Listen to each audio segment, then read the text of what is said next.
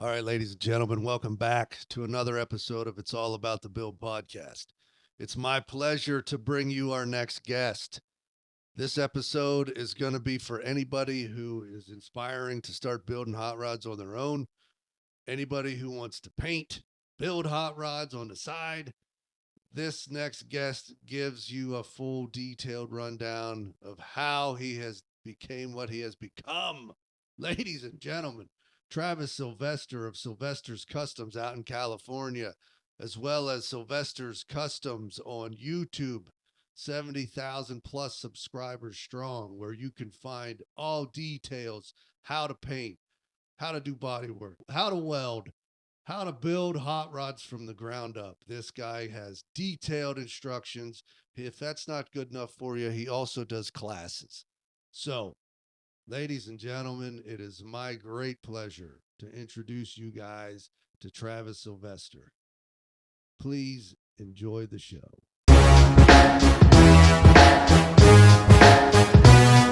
We're talking about building hot rods here. We're not talking about sugarcoating. We're talking about everything. Knuckle busting. Rust in your fucking eyes. We're talking about building fucking hot rods.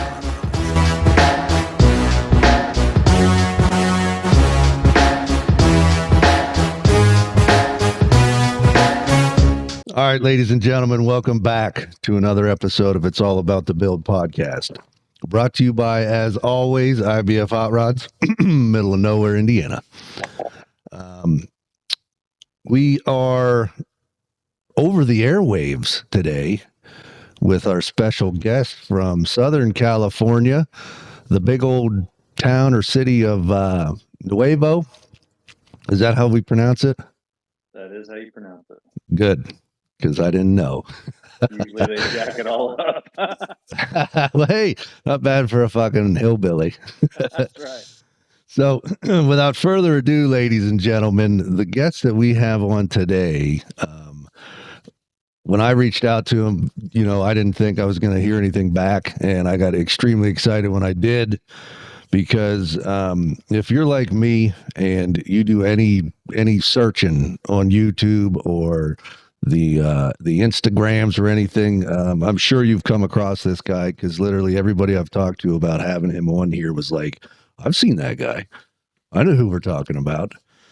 So I will let me go over a little bit of his credentials here. He is the owner and operator at Sylvesters Customs, located obviously in Southern California. He has been custom painting anything he can get his hands on from the ripe old age of 10 years old. His friends claim that he's literally put flames on everything, from farm tractors to baseball helmets and everything in between. His passion to learn and grow doesn't stop with the vehicles that he builds and paints. As a graduate of 75 Hard, this should tell you all you need to know about his dedication to not only his work, but also his life's work. And if you don't know what 75 Hard is, I suggest Googling it and go from there.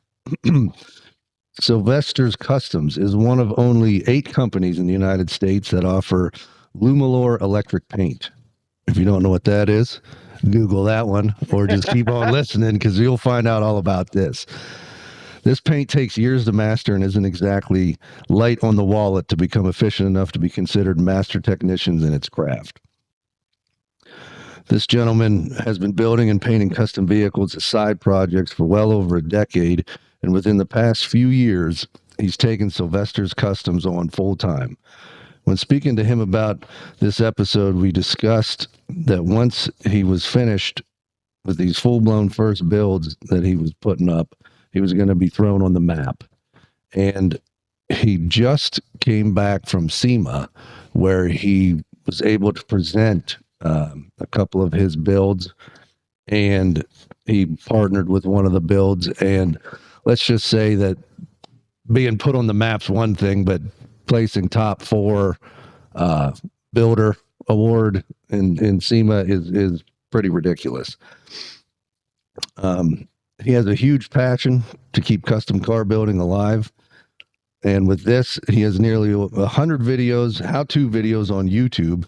These videos show step-by-step everything from beginning MIG welding to metal fabrication, hammer and dolly work, and the whole process in getting that perfect paint job, all the way from the epoxy to the top coat of how to lay down that perfect candy paint. The following he has created on YouTube and Instagram alone speaks for itself. If the how-to videos weren't enough, his company holds in-house classes that cover everything from stripping a car all the way up to discussing on paint work and literally everything in between. It is my great pleasure to introduce everyone to Travis Sylvester. Thank you very much for having me on. I appreciate it. Yeah, buddy, I'm grateful that you gave me the time. You know, we were going to do this before SEMA, and I'm glad that we were able to do this after because I'm excited to get into that. But why don't we go right into? How about you introduce yourself? I know I did a little bit of cliff note work, but who are you and what the hell are you doing? Well, I'm Travis Sylvester. Obviously, Sylvester's Customs. It's a little shop. I mean, as much as you made me sound great and all, I am a guy in my backyard following a dream that just to build and paint custom cars, and it's been a lifelong dream from literally probably 5 years old and up that I was just obsessed over cars. If it was a Hot Wheels, a model car, and it just kind of built from there into like you heard, painting flames on everything. I had flames on my baseball helmets. I had flames on garden tractors. I had them on my pickup truck in high school. I literally have them on everything. So yeah, we've just been focusing on honing in on the craft of what goes into a build down to metal work, metal shaping, metal finishing, custom paint, and it just gets better and better with every year. We're just keeping our head to the grindstone, and I got a great team of guys right now, so I can't complain. That's awesome because you know, that was another thing that got me excited about coming on here and talking to you. I wish you were just right down the road a couple hours, but I mean, I was going to have to get on a flight to come see you, you know. And I.B.F.HotRods just ain't making enough for me to make a trip down to California and back. So Well, California just keeps driving me farther away from leaving this place, so maybe we'll be closer than you know. so we got into a little bit about you doing baseball helmets and stuff. How about we start from the beginning here and tell us a little bit about where this passion came from about wanting to paint and, you know, gradually through your younger ages and into actually building, you know, custom cars or, you know, tractors or whatever, whichever you started with. Yeah, you know, it's kind of ironic because my dad was a mechanic my entire life, and he just retired, and so now looking back, I didn't have really anybody that was painting cars or really fabricating for the most part. You know, at an early age, my dad had, ironically, a 49 Willys Jeep, a flat fender Jeep that he was building. And so at age probably 5, I was in the garage with him, handing wrenches and getting yelled at about what size it was, you know, like every other kid Were you the holding flashlight a holder in that flashlight. case? Yeah, yeah. Exactly, the flashlight holder. So, you know, it really started with model cars, I think. I wasn't a huge Hot Wheels guy, even though I had them, but it was model cars because you could paint them and whatnot. So, like, I went to a Harbor Freight and just bought an airbrush when I was, I want to say around 10 years old. And from there, it was just used for painting my little model cars. It wasn't big scale, and then it just kind of kept growing. Like, um, my dad had a garden tractor, and I used to try to hustle money by doing yard work around different neighbors in the neighborhood.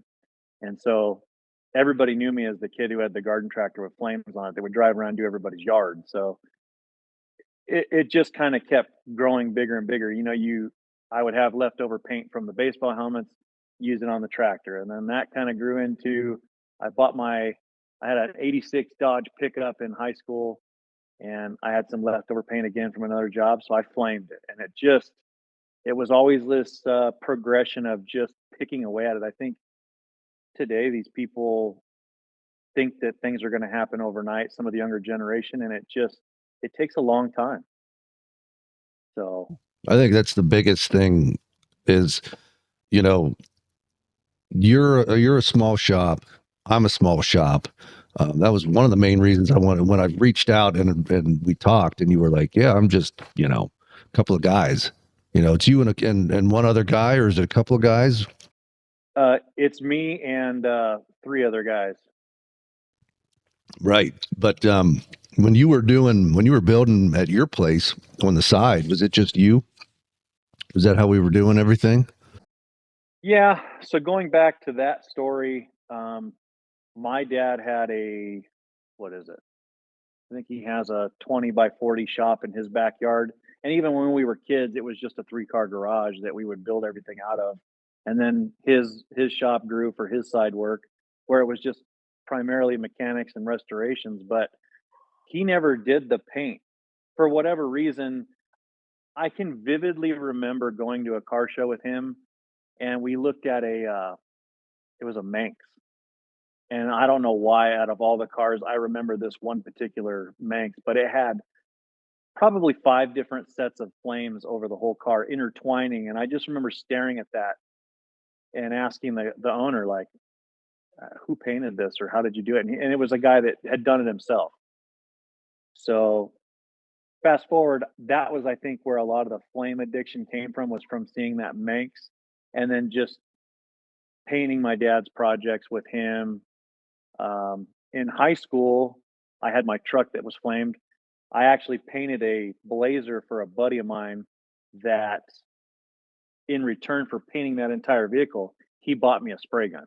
So I made a whole 400 bucks off of a complete paint job to buy that gun. I mean, my mom was always artistic. She almost worked for Disney. She's really good at drawing. So I feel like a good mix of an art background and a mechanics Yeah. hands on. So it's always just been trial and error with me. A lot of the reasons that we're where we are is because, you name it, I've screwed it up. Yeah. And we're going to get into that because we'll get into that when we start hitting the YouTube conversation here. So did you go to school for this? Did you go to like a tech school or anything?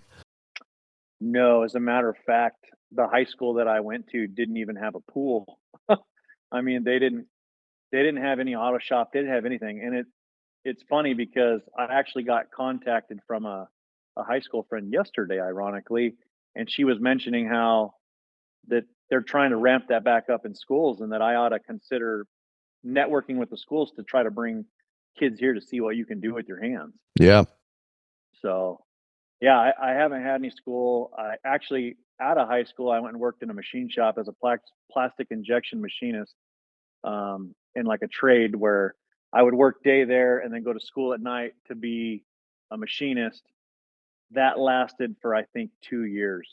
And although it was a great experience, I don't think it was a waste of time, because here, I have a mill here that we can mill up whatever. I've run lathes and stuff like that. So it's not on the level of a plastic injection mold maker, but it's still handy to use today. So, I always just went a different path. I was always looking for something that was, I guess you could say, my calling. You have your parents as you grow up, they always ask, "What do you want to do? What do you want to do? What do you want to go to school for?" School was never for me. I never enjoyed school. I only went to school to hang out with my friends and play football. Yeah. So outside of that, it was just literally picking away at what I would do at this. I mean, I've done cabinetry, I've done drywall, jack of all trades, master of none, but I always dabbled in something different. So while I was doing the machinist thing, I had guys at the trade school in Ontario that I started painting a car for. And so it was always a side job. Did I you was say, did you, always I mean to interrupt. Did you just say Ontario? Ontario, California, Oh, okay. All right. I was going to say, am I not talking to not Canada. okay. I was like, I didn't know you're Canadian, man. No. No. So yeah, I would take on side projects back then, and it's kind of a funny story. I don't know what it is about international scouts, but a lot of who I hang out with now, the friends and the relationships I have, is pretty tied through international scouts. I had a scout in high school, a 66 800, and that thing, I had people flag me down in that thing because back then nobody restored scouts back then. And here I am, just a 16-year-old kid driving around this freshly painted scout that looked pretty dang good. And so, um, basically, through mutual friends and this guy that had flagged me down, I met one of my best friends, Mike. Mike also works in the shop here with me. We've been friends for 20 years now. And it actually, just the other day, we hit 5 years that he's been in the shop with me here. Nice. And how, So, I don't mean to cut ahead, but how many years has Sylvester's been open? uh, Officially, how about that? well, I got a business license about 5 years ago, and kind of, I basically, man, I said 5 years ago. Not really. I would say I started taking it serious about 8 years ago, Hmm. where 8 years ago was day one where I said, you know what, I'm going to start doing this. And it was like we would start with a car a year type of thing. But as far as what we've done and really taken it to a different level of quitting my job and coming here full time, about 2.5 years. Yeah. So that'd be where I'd put the mark on that. It's two and a Yeah. half years. And the crazy thing is, we discussed about, nobody really has an idea. Like, you're in the same boat as me. You haven't finished something. You got cool shit going on the past 2.5 years, but it's just almost right there to where you're going to just break out, because everything that you're doing, in my opinion, is the way that you're supposed to be doing it. And the reason I know this without even meeting you is because you put that shit on YouTube. The most, it's YouTube's kind of crazy. I've watched YouTube and I'm like, that's a fucking hack. Or, I respect anybody that puts anything on YouTube, because it takes balls to show people, in my opinion, no matter what the hell you're doing. Especially if you think it's the good, the bad, and the ugly. I mean, I'll put it out there and people can say what they want to say. I think some people, we get some slack, but really the people that want to have talk online, they don't have any credibility anywhere usually. Hmm. Right. And everybody that I've met in the automotive industry that I network with, like yourself, and a lot of these heavy hitters, every one of them that I've met for the most part has been completely open and awesome guys to work around. Yeah. Share ideas and grow. I think the best term I've heard recently was rising tide raises all ships. Hmm. So the more that we can share what we have and know, the better this is going to get. Because as you know, it's hard to find people that do good quality work, especially if you're trying to be a small shop and hire somebody. They damn near don't exist. Hmm. Yeah. Well, I mean, that's why I started I.B.F.HotRods, is because it was like, it's pretty bad when I would show pictures to my wife. Now, okay, I can't say that, because my wife is extremely intelligent when it comes to building cars, just because she was building Mustangs with her dad back in the day, But Uh, if I just show her one picture and I don't tell her nothing, and she's like, "What the fuck is that?" I know something's wrong. Not taking anything away from my wife, but you can fool a lot of people, but the people that know what's going on, anybody that has any credit, it's kind yeah. of like, you know, it, I always go back to Bad Chad, and it's funny because people fucking hate that guy, but they just, they just watch him to bitch about him, but yet he's the only one showing, that old school style. I mean, that's the way they did it for years. That's the Gene Winfield way, right? Yeah, it is, man. It is. But anyways, didn't mean to get off on a tangent there. No, no, no, no. It's all good. But you were talking about scouts and everything. One of the first vehicles that I got a chance to be around when I first got into the hot rod world was a scout. I think it was in the early 70s Scout. Is that right? Yeah, it was kind of it's kind of more of the Scout square. 2. Yeah, I think so. It's more of a Yep. square body, that one, if I remember That's what I correctly. have now. Okay, I got you. Yeah, I got to just do it when I first started. A buddy of mine who was working at the shop I was at, he was doing a bunch of work, and I was able to finish a couple of things, and it was just cool. You know, they had put an LS in it, so it fucking sounded good, and it spun the tires and did its thing. But They're coming back with a lot of popularity, that's for sure. yeah, yeah. And if you were 16, you know, you're right around my age, so we're talking early 2000s here. You know, at that point in time, it was Hondas, it was Civics, you know, all It's day, funny. every day. The car that I painted as a side gig was a Civic. Yeah, yeah. Was it a Just hatchback? one of them. Was it a No, it wasn't. no? Okay, just making sure. No. No, so I was painting a Civic actually during that trade school of being a machinist, and it just got to a point where I was commuting already at that point. Like Ontario from where I am is about a 45-minute drive, give or take, and that's one way. And then I would go to school at night, and then I would also be doing side projects. I've always kind of been a busybody, and really at that point, I was only doing those side jobs to learn so I could do my own projects. Hmm. It was through all of those trials and tribulations of failure when I was painting those vehicles of just like beating your head against the wall. You would spend all this time, and then why is it bubbling? Why is it flaking off? You know. Yeah, So I feel like after that, I had a series of jobs. I've worked for Suzuki's race team. I've traveled the U.S. I've done a lot of very different, interesting things. They were a lot of fun, but I knew in order to get a career and buy a house and all that stuff, it wasn't going to happen. Well, at the time, I was doing a project with a guy that was a neighbor of one of my friends, and it was a Dodge Valiant. And haven't heard those words in a while. yeah, I can't remember if it was a Dart or if it was a Valiant, but anyways, I was doing this Valiant, and I mean, I had a broken wrist at the time from a motorcycle accident. I was still in a cast in a backyard at my dad's acre lot, painting this vehicle for this guy, and basically, what had happened was I told him, I said, "Man, I'm getting burned out. I'm working 80 hours a week, getting paid for 40 on salary, and there's got to be something better." And he goes, "You know, I just got a job for the railroad." And how great it was. And he talked on it for probably 40 minutes while we were working on his car. I went home, I applied, and next thing I know, I'm traveling California, Arizona, New Mexico, working for Union Pacific Railroad as a signal engineer.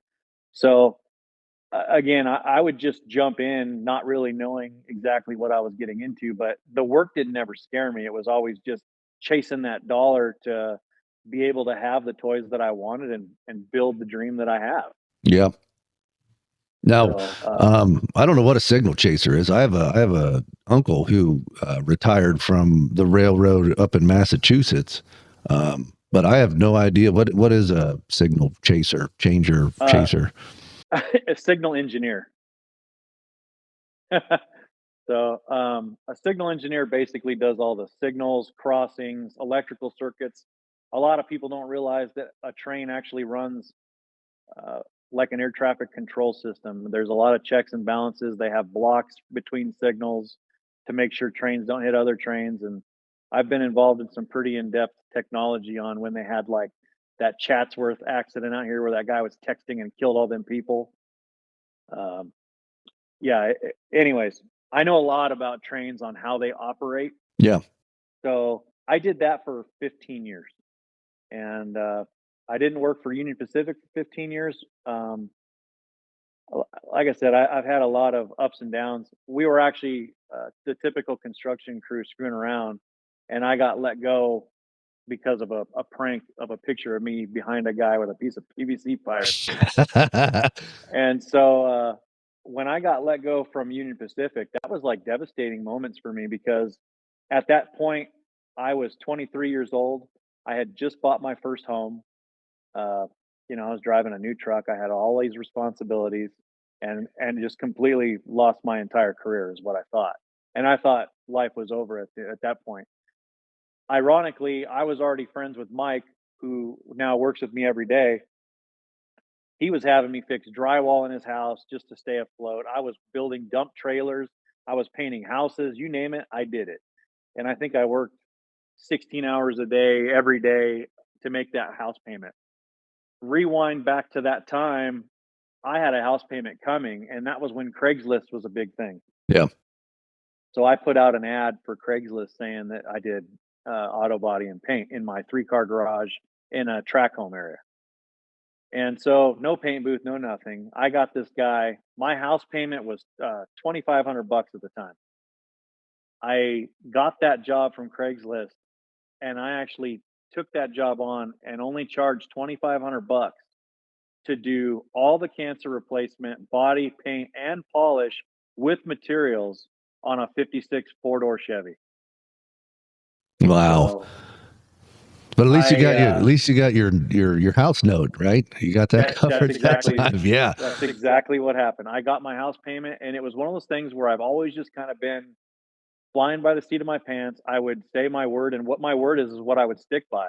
Yeah. So I told this dude $2,500. I made my house payment, and then here I am standing here in my garage looking at this car that you can see through like Swiss cheese. And I sat there and piece by piece, I started cutting that thing apart. And I didn't have all the knowledge of fabrication and welding sheet metal that I have now. It was just let's go at it and figure it out. Uh, YouTube was not a thing back then. This was strictly going on forums, books, reading. Like it was just a lot of it was just trial and error. I would be burning up, warping sheet metal panels, but I would fail at it and I would cut it out, redo it, do it again until I got it right. So fast forward, I got a job with a contracted railroad gig that I was there for the last 11 years that I just quit 2.5 years ago. So I've been there for quite a bit.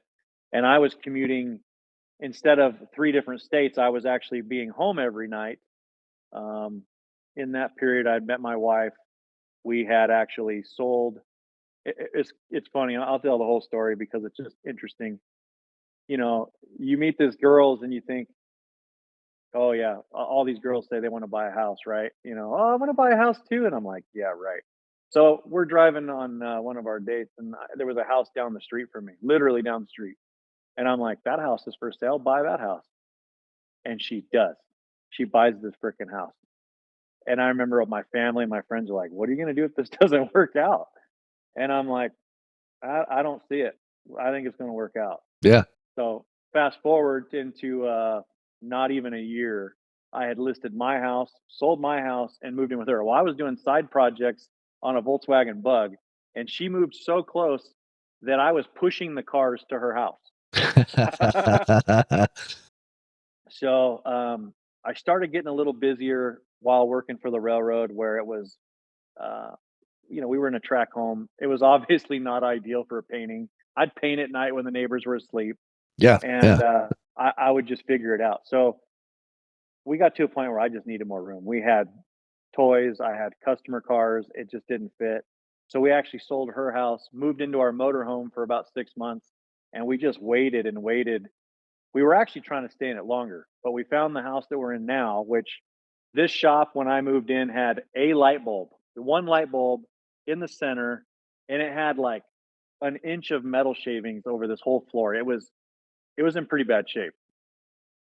Um, I started doing a '55 Chevy for a guy who owns Precision Alignment here in Temecula in town, and he was a family friend. But it's even crazier how this friend had bought this car from the guy that I initially met through Scouts a decade before, and that was how I actually met Mike.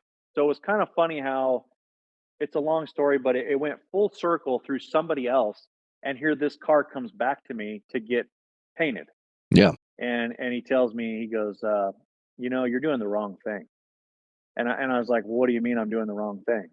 He says, "You're working for the railroad, and your passion is obviously cars. Like, you need to do cars." And I said, "Well, my dad's a mechanic. He's been all his life, and he always told me, it's a lot of work, and it kind of always just deterred me from putting in the work because I just didn't think that an auto body guy would make that much money, which, yeah, they would do decent, I think, these days. But anyways, he said something to me that clicked, and it was, "What time is it right now?" And at that point in time when I was discussing his build in this shop, it was the only car in this shop. It was 10 o'clock at night, and he goes, "What time you got to get up for work in the morning?" And I said 4 a.m. And he goes, "Do you think owning your own business is any more work than that?" Yeah. And it was just Yeah. mind Right. blown. Yeah. So that for me was actually a substantial turning point.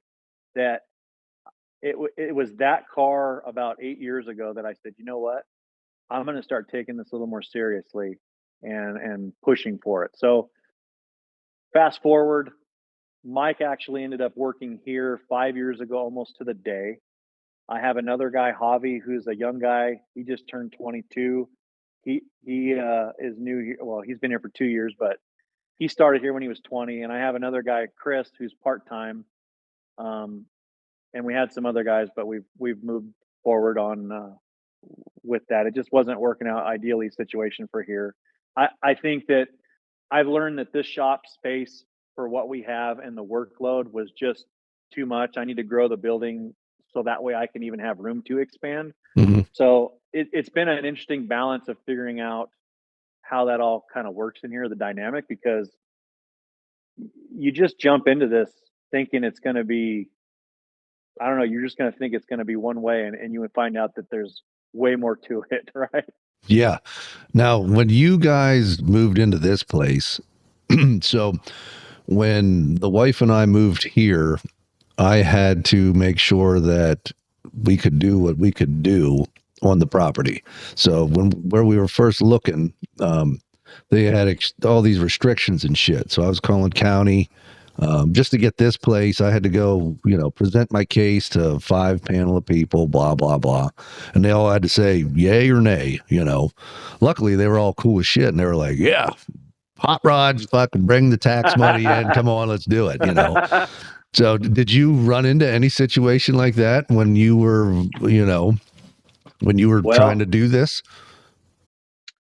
let me put it this way. I've had quite a few uh, really downs.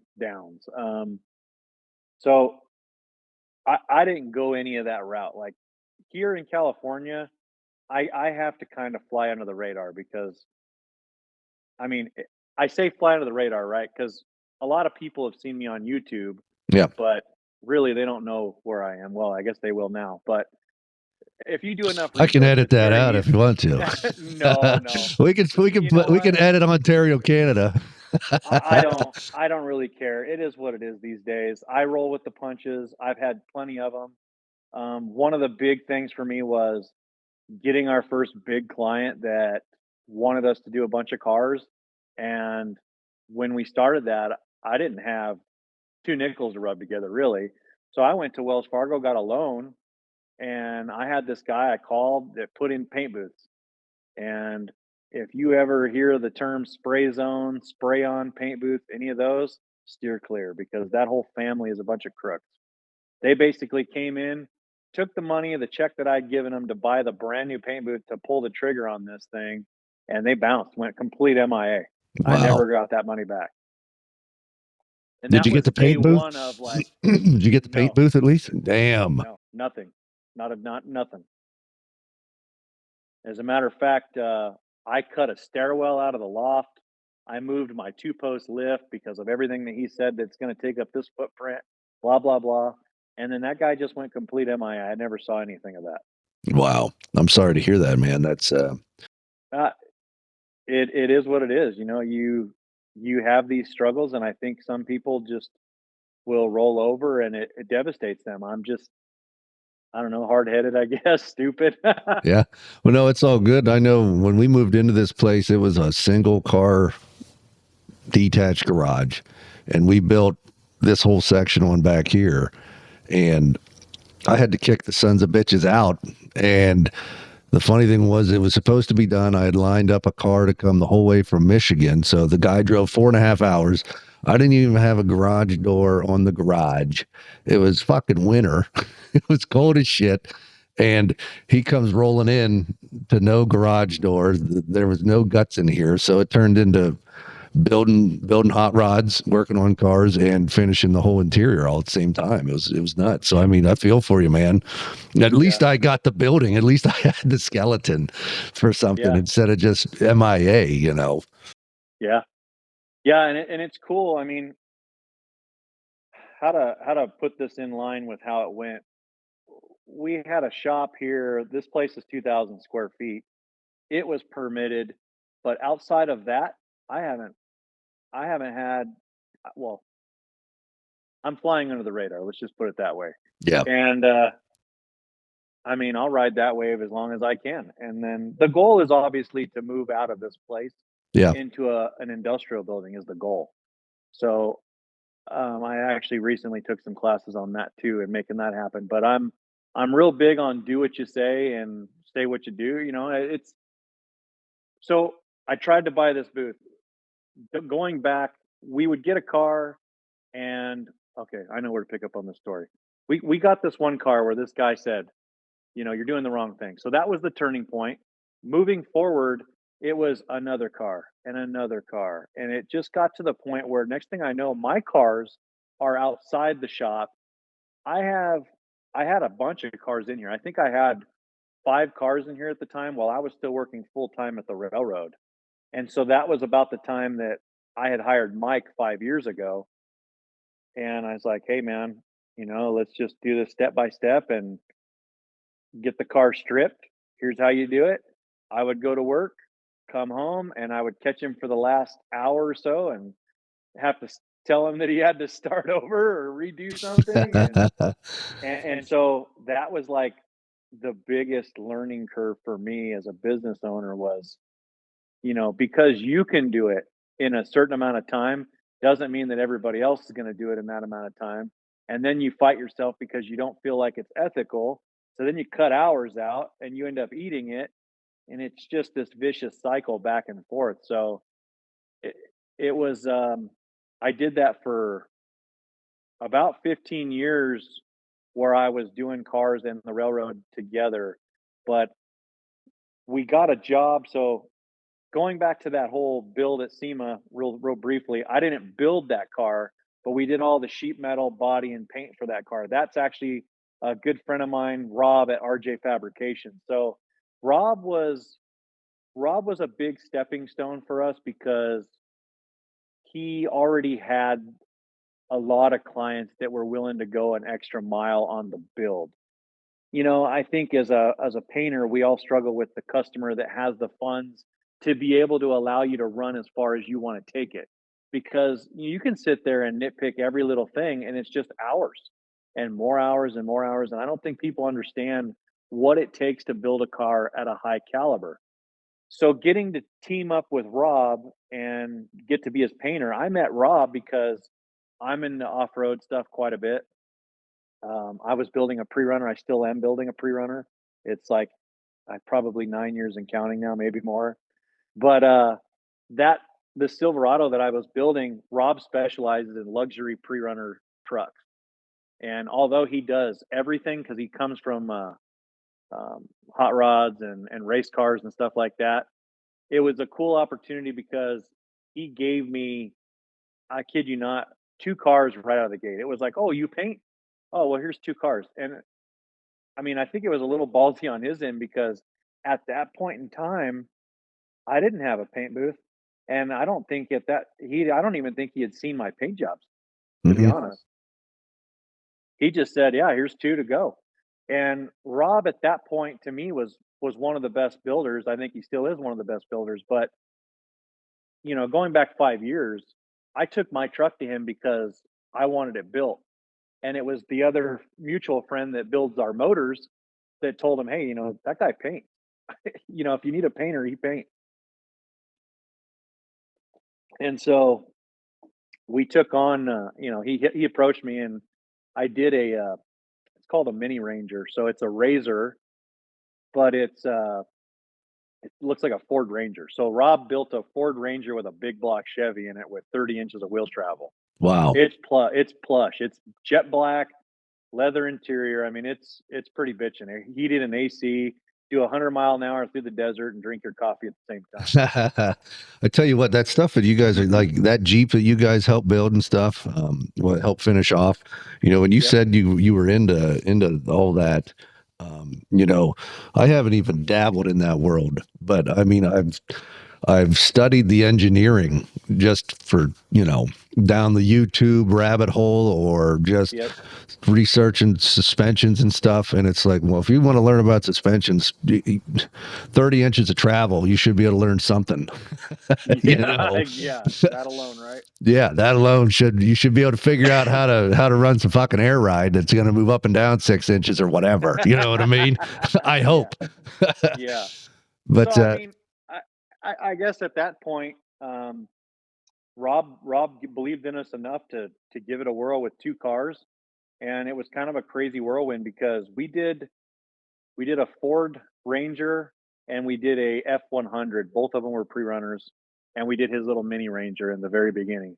And the mini Ranger came out really good. It was black, just like his truck. It was basically made to be a mini replica of that truck. yeah, Well, out here they have the Costa Mesa Sand Show, which is for like Glamis sand dunes and stuff like that. So he wanted to debut that little mini Ranger in the raw, just all the cage work and stuff, and not it wasn't painted or anything at that point. I met him in the parking lot. We took the car apart in the parking lot, and if I remember correctly, we had a week or 2 weeks in between that show and another one that's in Pomona, and we did all the bodywork, paint, polish in that time, and I was still working for the railroad at that point in time. So it was, assholes and elbows every day to get it done. Um, so we get that one done, and then he gave me the 2 trucks. So it was like this constant feeding of vehicles, which we'd never had that.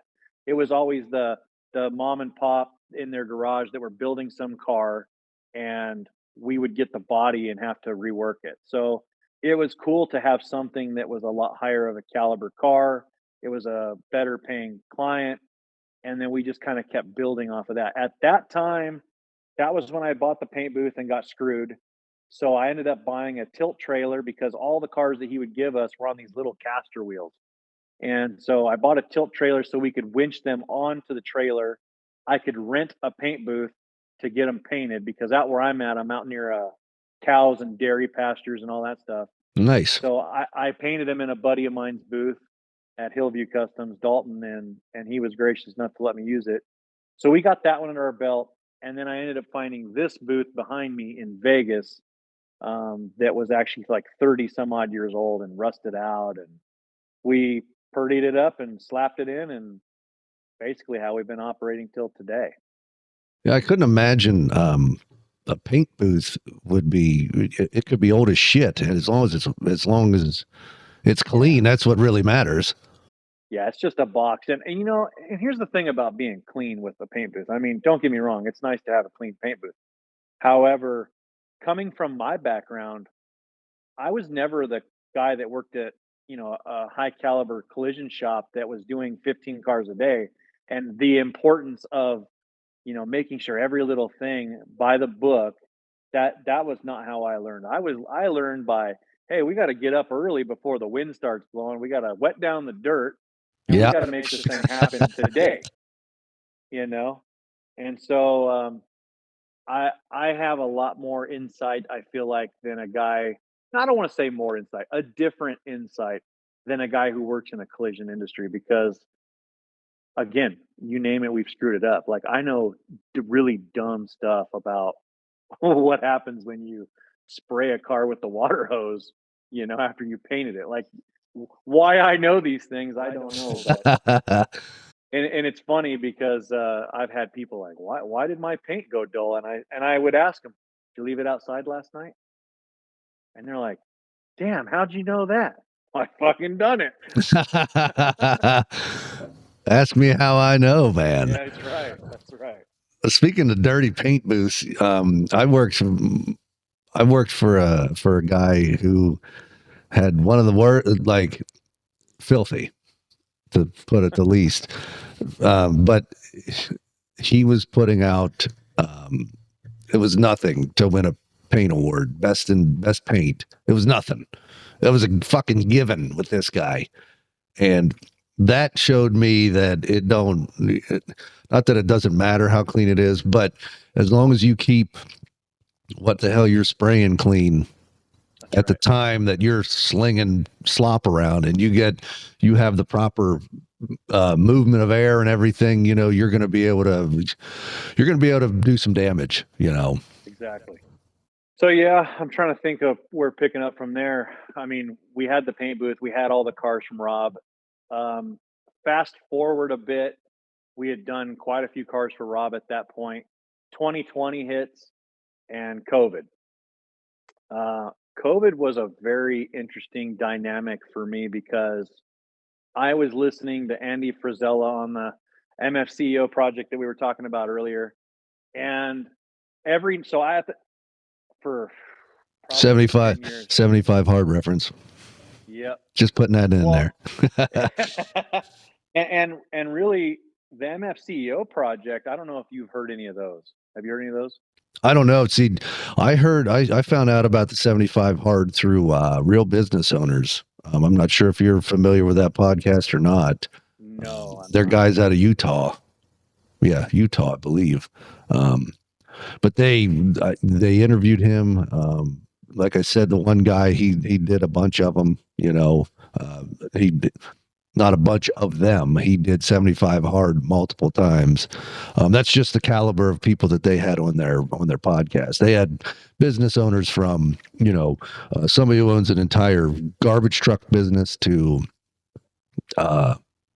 multimillionaire, apartment complexes and shit and everything in between. It's just, it was good. Yeah. It was good stuff, but Yeah. Side note, whatever. So no, Andy's just such a good resource because I would drive to work every night, and granted, I mean, to paint the picture, and I'll be honest, I mean, I was making good damn money, really. I had a company car, gas was paid for, my medical was paid for. I made six figures, but it was just a job. Like, and I did the job well. I did it to the best that I could do it, but I was bored. And I would drive that damn drive, and I drove to LA. I drove all the way to, so I'm like smack dab between LA and San Diego, but I'm inland an hour from the beach. Yeah, and you're north of what the hell's south of you? What's the South city of me, set? San Diego. Yeah. Okay. I was trying to think. I was looking at the map the other day, trying to figure out where the hell I was talking. So, I mean, we're in kind of a really cool spot. We're in like the motocross mecca off-road haven because I'm an hour and a half from desert, I'm an hour and a half from snow, and I'm an hour and a half from the beach. So to me, it's hard to justify that in any other area. I don't know where the hell I was going with all this, but going back to, oh, I know what it is. So going back to Andy driving, that drive to LA in traffic could take me anywhere from an hour and a half to 3 hours. Yeah. Oh hell yeah. I've heard about it. I've heard about it. One way. And I would hate sitting in traffic every day, and I was bored. The railroad, I had gotten into a position where we were on an inspection team, so I was inspecting other people's work. I wasn't even doing the work anymore. And really, that's like what I fuel off of, is using my hands and actually doing some work. So back when I worked for Union Pacific and we were digging trenches and stuff like that, I enjoyed it. I didn't have any problem with it. But driving there to LA, sit there for 8 hours all night, and I was on night shift for a lot of years. Night shift was, I feel like, where I picked up the most traction, and I got known because nobody wants to work night shift. And I was the guy going, "I'll work night shift. I'll work night shift." Yeah. And they all knew that I was running a side business during the day. I would drive an hour and a half, work all night, drive home. I would sometimes have to take a nap on the side of the freeway and continue my drive home. Come home, I would sleep 4 hours in the morning, be back in the shop, work an 8-hour day in my shop with Mike, and then go back in. And I had to make sure that I was in a routine where at the end of my shift in the shop, I had to have an hour nap. So I'd eat dinner with my family, take an hour nap, and I was right back to LA Monday through Friday. And then weekends, I was working in here as well. Now, something like that, how was that lifestyle? How did your wife, did you have kids at the time? So, how old are your so kids? I'll go back to COVID. Let's start there. So Okay. COVID happens, and they're making everybody work from home. I never worked from home, not one day. I still worked. I can remember working in downtown LA when you normally got homeless everywhere and buses and all the streetlights and commotion. You could hear a pin drop. They had the shutdowns. You couldn't walk on the streets, and I was the only jackass out there still walking around listening to Andy on my podcast. And he fired me up to want to quit and do my own thing. He made me realize that I put in a lot of work and I want to do this, and it Yeah. was just going to take time. So my And wife balls. and balls, yeah. Well, my wife and I had tried for a lot of years to have kids, and it just wasn't happening. Well, um, it ironically happened just before COVID happened. She got pregnant, and so um, she actually quit her job. I said, "Look, honey, I'm working in the shop. I'm working for the railroad. Like, if you're gonna take a move and make a chance, you want to do your own business, then now's the time." Mm-hmm. So we had it all planned out where when COVID hit, she had the kid, she took maternity leave. Um, the lady was selling the business, and so we just started. She started her own medical billing and bookkeeping business here at the house, Nice.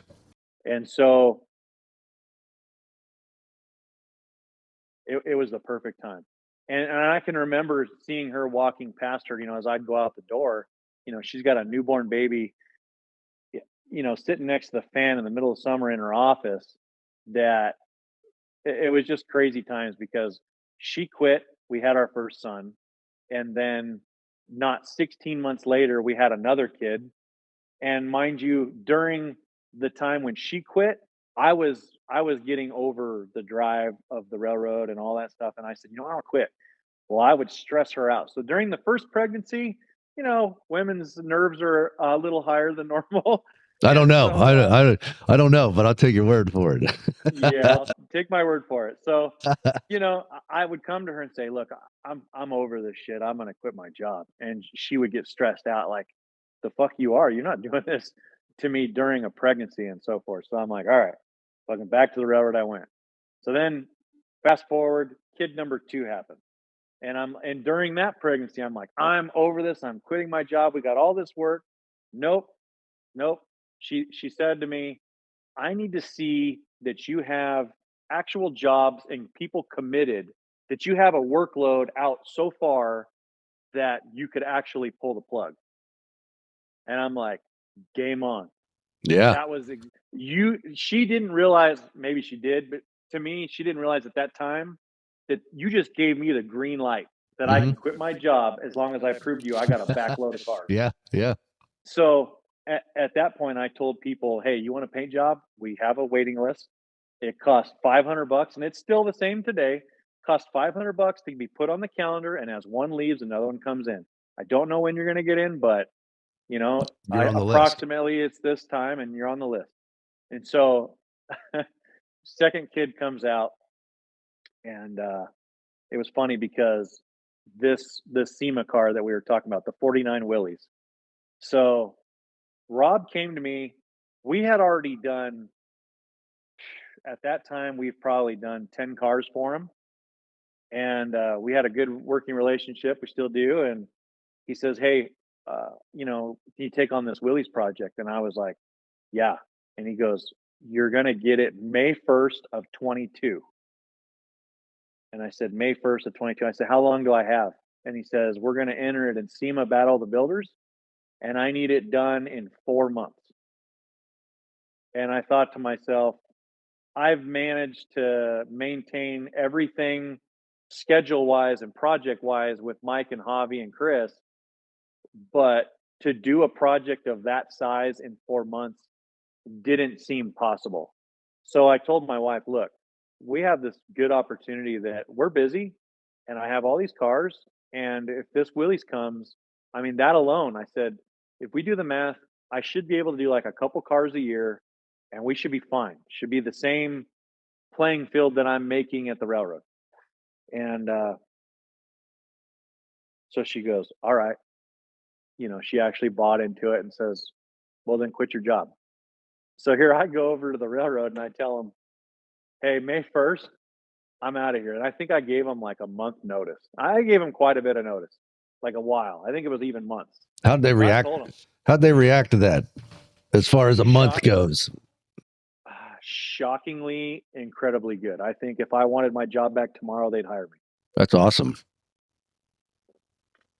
Um, I didn't have any complaints over there, and I did my work. I held my own, but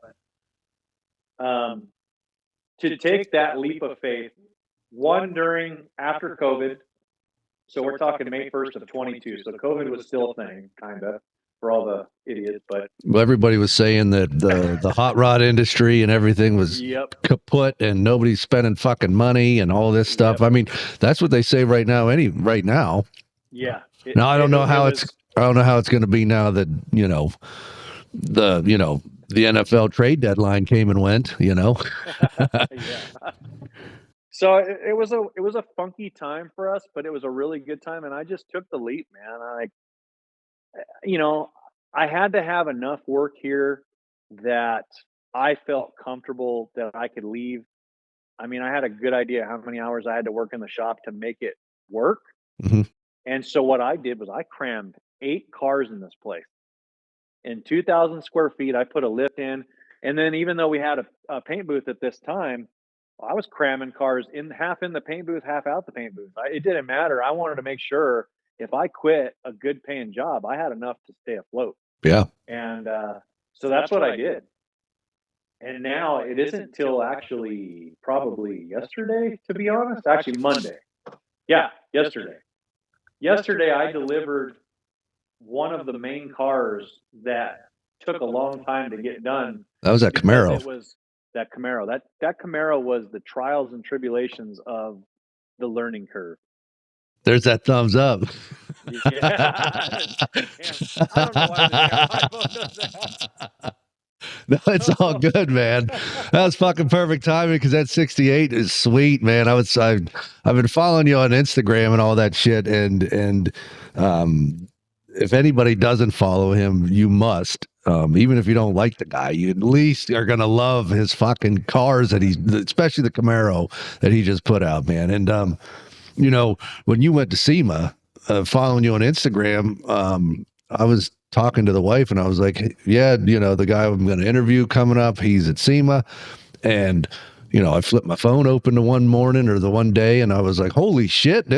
I said, look, I was like, look at this. And she's like, oh, that's cool. And I was like, that's the guy we're interviewing. And she's like, oh shit. And you were taking that Willys to the top 12. Is it the top 12 at that point in time?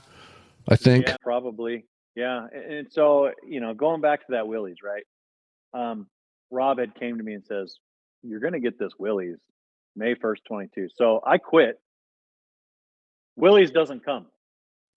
Damn. 2 more years. Holy shit. Yeah, it was still in the works. We had done several other cars for him in between. And I think the Willys was actually like the 13th car or 14th car that we've done with him, I think. Which blows my mind because it just seems like a blur that how fast it's come and gone. Yeah. But so we did that Willys in stages. The Rob being the builder, they took a wagon and they chopped it all up into a million pieces and made it an extra cab because a Willys truck never came as an extra cab. They were all just single cabs. And then to make it an Ultra 4 chassis, 4-wheel drive, 1,000 horsepower, 30 inches of wheel travel, and fully capable. I mean, we're talking, it had a fire suppression system in it. It has, you name it, it has it. GPS tracking. It's got the nicest and the nice mil-spec wiring, Alcantara interior. It's beautiful. Yeah, it is. you know, we would get the cab only before they put the cab with the chassis, and then we would metal finish out all the TIG welds and then give it back to them, and then we'd get the hood and we'd work on the hood and give it back to them. So when we got the truck, um, May, I believe it was we got it in April this year. So we got it 1 month more time. So we had it to do the whole project this time when we got it for 4.5 months from sheet metal correcting, which the bottom of the doors were cancered out. The hood had to be remade. About 80% of the hood had to be remade on the top and the sides. We gapped it. We, gosh, I'm trying to think of all the stuff we did to it. We did all the epoxy, and then the chassis alone. I don't think people understand how intricate and difficult it is, I myself included, to paint one of those full tube chassis. And I'm not talking like your Jeep roll cage. We're talking a lot of tubes. I mean, more tubes than I've ever done. I've done a lot of off-road trucks. This chassis was absolutely the biggest challenge because this truck was going in the Cerakote booth at SEMA. The whole plan initially was to Cerakote that chassis, and nobody had ever done Cerakote on something that big. You know, Cerakote's typically designed for guns and smaller parts, headers, and even Cerakote themselves have no testing data on something of that magnitude. So we you have to sandblast the chassis for Cerakote to stick properly, and so we went through all this. We were doing the sheet metal fitting, we were gapping doors, we were doing body work, we were doing everything all at the same time. We had 6 of us in the shop at about a 3-week period where we were rotating day shift, night shift. I mean, it was tag in, tag out. We were working 16, 18-hour days, everybody, until we could pull it off. It was insane for the amount of work that went in 4.5 months.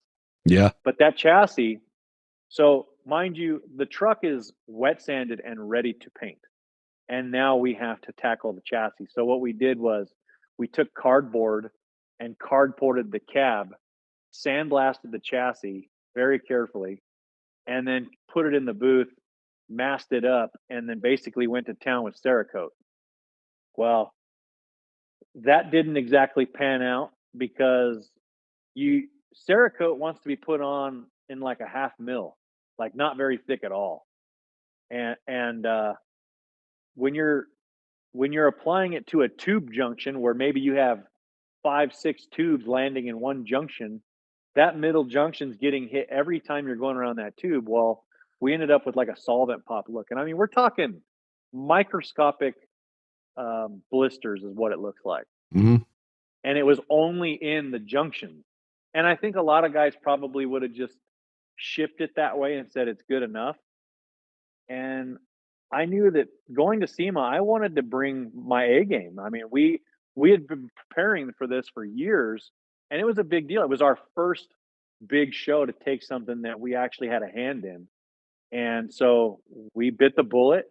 We ate the cost. I cardboarded that cab back up. We reblasted, color matched with a single stage, and to paint that chassis the correct way with epoxy and then single stage paint.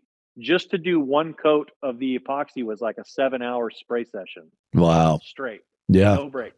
Wow. And that's just the chassis. That ain't even, that's fucking crazy. It's But just the chassis.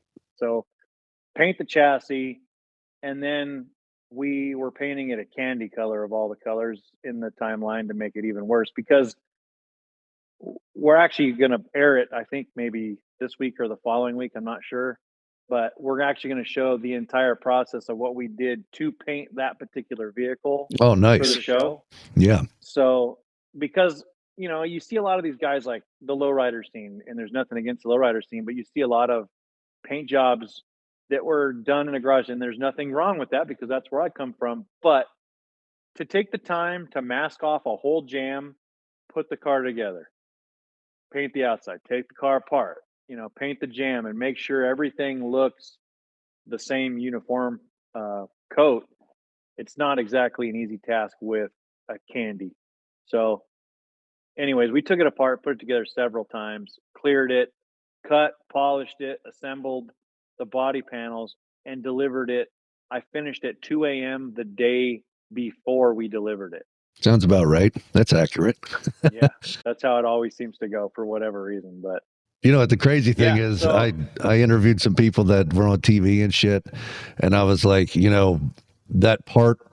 It's funny because people that watch the shows are always like, I hate that they always have a deadline, and it's like they're scrambling at the end. It's a fucking joke, and it's like, no, that's actually like the only part that's really like extremely accurate. and what they don't know is that we all hate it too. We hate the deadline. Yeah, right, right. I mean, especially living the fucking deadline. But sometimes I feel like those deadlines help us push it out because otherwise it would kind of linger on. So, Right, I absolutely. don't know. There's that side of it, but you also I can tell you right now personally, I wouldn't want to build a SEMA car with another shop because some of that stuff can be done better. Hmm. I think that's where we are today is it's just all we want to do is a high caliber, good quality car. Well, you want the control I over don't it, really. start to finish. Yeah. You guys, if correct me if I'm wrong, but you guys, it doesn't matter if it was done somewhere else. You have to do your due diligence and you tear it down, or you're not touching it, right? Yeah. Isn't that how you guys work Yeah, out there? I won't guarantee it unless I took it all the way to bare metal. Hmm. And I mean, a prime example is that Nova that's right behind me. The metalwork on that thing was supposed to be ready for gapping and then body paint, but as soon as you put the rubber in it, the damn door wouldn't shut. So we had to cut the whole door back apart. No, did they just And not? I just They just didn't account for it. Did they? I mean, how? What was the issue there as far as the rubbers go? Just out of curiosity, since we're yeah, talking about it. yeah. I mean, I think that's talking about like our classes and stuff. Hmm. That's the biggest benefit to somebody actually taking a class here versus like the YouTube. YouTube, you're getting bits and pieces of it spread throughout years Yeah. of what we've learned versus I'm giving somebody a roadmap on their personal project to actually show them you need to make sure that you check all of these things because you could very well end up in this stage. I've done it and I'm done. There's that damn thumbs up. I've done I've done so many of these things now that we have a baseline that we know for sure we're going to do. We're going to account for the weight of the door product, the Hmm. windows, the Yep. regulators, whatever's in that door. We're making sure we got new hinges, we got rubber in, and just make sure the fit and finish is where it needs to be in metal. Yeah. We used to just gap them. We used to get it close, gap them, and everything fit really great. But the problem is you sit there and you spend hundreds, if not thousands of hours locking a car to a mirror, and then you put the rubber in there and it's all out the window. Oh, I couldn't tell you how many times I've been in shops and they put the rubber in and it's like, oh, it'll get, I've Yeah, literally, well, we'll I massage lit, it in. yeah, I literally have used the hair dryer technique and just sat there for Yeah. fucking 2 hours a door, just heating the son of a bitch up and slamming the fucking door and heating the son of a bitch up. I mean, it actually worked. I was surprised. It actually helped the situation, but Is that right? yeah, I thought the guy was crazy, but it definitely helped. It didn't make it perfect by any means, but heating it up and doing that, I mean, I got it hotter than shit, and I spent 2 hours a door pretty much is what it felt like, just moving along with it, but it worked surprisingly.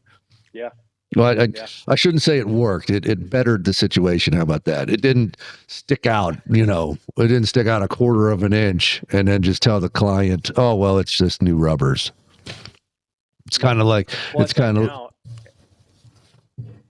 Yeah, go ahead.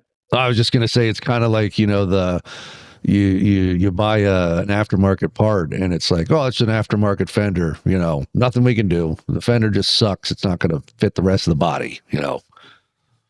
I've been in shops like Yeah, that. I think a lot of people think that, that's why they go on YouTube and search how do we make this aftermarket fender fit because it they're all fucked up. Yeah, yeah. I mean, it doesn't matter how many times people tell me that it's good.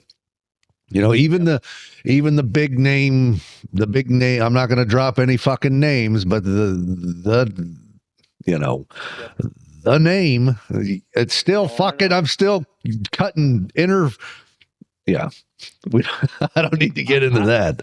I could go on about that. We have gone to work for other high end shops, and I have tried to express my opinions in a respectful way to just shed some light on, like, hey, do you know why you're having this problem?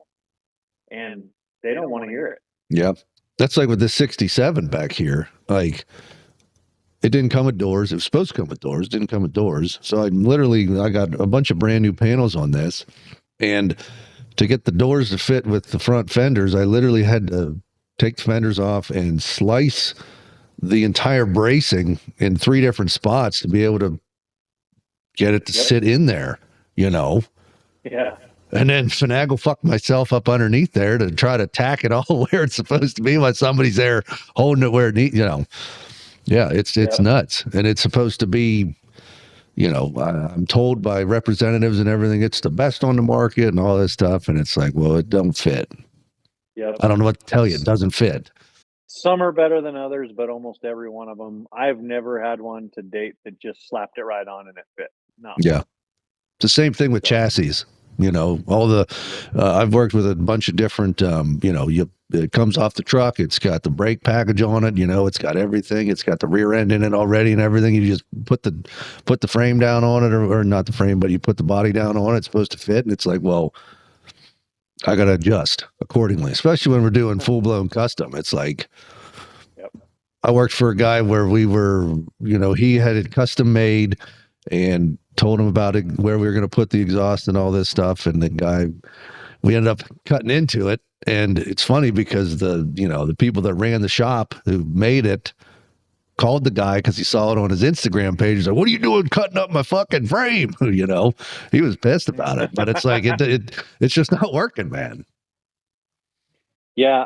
I find that one thing that's benefited me recently is just being overly communicative with my customers, because I feel like, our YouTube channel is the more prettied up, edited version of how to do something when there's not a bunch of dead space. You know what I mean? Cut out all the dead, and Mike does an incredible job of all that. But Instagram gives our clients a way of seeing what's actually happening day to day. And I feel like if you're going to build a relationship with your customers and be ethical, what better way than to have a timesheet that has the day, who did what was done, and if they really want to cross check me, they can watch it live every day if they want to. Yeah.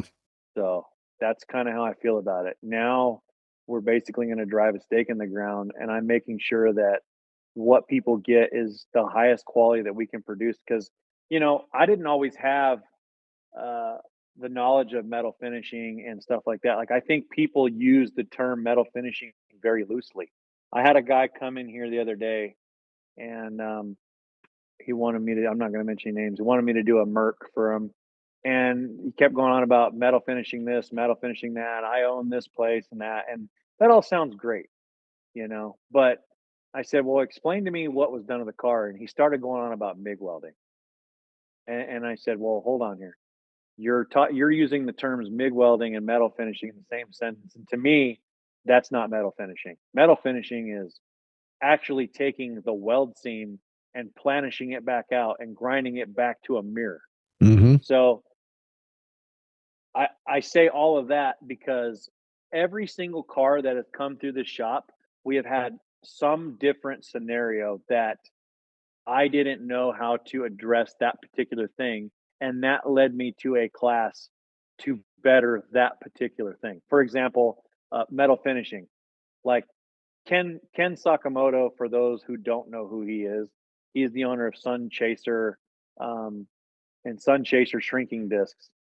Ken's one of the originators of the shrinking disc, and in my opinion, he is the Chip Foose, the Jesse James of metal finishing. I am incredibly proud to say that today he's one of my good friends and we chat all the time. But he is such a wealth of knowledge on having people understand how a shrinking disc actually works. Because I watch all these people do it now, and I've only been doing that since 2021, I believe, with him. And we didn't, what led me to metal finishing in the first place? Sandblasting a car and then doing the body work and then realizing how come the body work doesn't look as good as it did the day we did it out in the sun. And people don't understand that when you sandblast a car, they say, "Oh, I don't warp panels." And I'm like, "Oh, really? Prove it." Yeah, So right. then, me and Mike would go do a YouTube video where we actually tested the theory. I metal finished a brand new fender, made it a mirror. We taped off sections, we brought it to a sandblaster, and we blasted that thing. And I mean, you read the comments and people are like, "You didn't do this right, you didn't do that right." They can say whatever they want. We blasted with one pass for frickin' 3 seconds, and I can see exactly where he went just by the profile. And it had nothing to do with heat. It had everything to do with shot peening the metal. You know, that sand particle is hitting the metal and stretching it microscopically. And if you're tied on either end by a pinch weld or a seam or a body line, the panel has to grow in that area, especially Yep, if the low crown panel. absolutely. And so we dealt with trying to figure out why we were having these quote unquote phantom waves, and it was all based off of our metalwork. We didn't know what we didn't know about metalwork. So I had seen a post, I think it was on Instagram, of Ken Sakamoto's metalwork. He had a picture of a hood, and I mean, the one that stands out in my mind, it was a big, probably 40s car, Yep. just beat to hell, like, it looked like a been beat by the baseball bat, and the next picture looked like a piece of chrome, and I had never seen that. So, at that point in time, at that stage, I didn't know how to metal finish, but I figured out when I have this problem, I'm gonna go seek out who I can to fix that problem and just learn from it. Yeah. So, I took his class, and it has been a complete game changer for everything that we do here today. And it's just been another one, another one. So, like painting, I was dealing with all kinds of paint issues. I had been going to the same paint shop since I was 12 years old. And they've known me since I was in their airbrush classes that they used to have back in the day, because airbrushing is where it started with murals and graphics and stuff like that. And going to that paint shop now, and here they deliver way out to me in the middle of nowhere just because I feel like I've gone there so long and I'm loyal to what they do. But they sent me to a PPG class with Charlie Hutton. And Charlie Hutton to me was like another big turning point where he streamlined everything that I had fought, trying, this primer and a different brand paint and all these different things intermixing. It was always a struggle of why we were getting a reaction. It was because too many variables were changing. So we honed in on the products, the process, and figured out that every little thing mattered. Yeah, that's the one. That's the number one thing that I've learned. Because when I decided that this was what I wanted to do, the wife and I was like, we're going to spend the next 5 years of my life to try to work for as many people as I can and try to figure out why. And that brings me to you, man.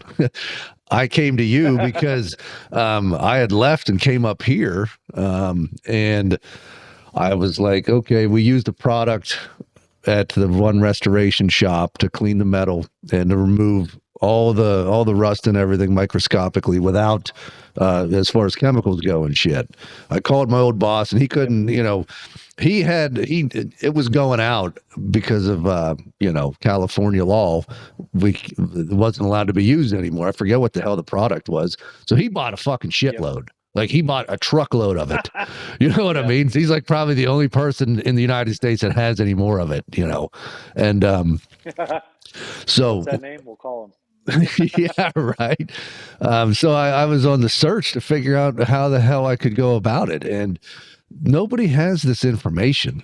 And that's whenever I came across you and you were like, hey, this is it right here. This is how to do it.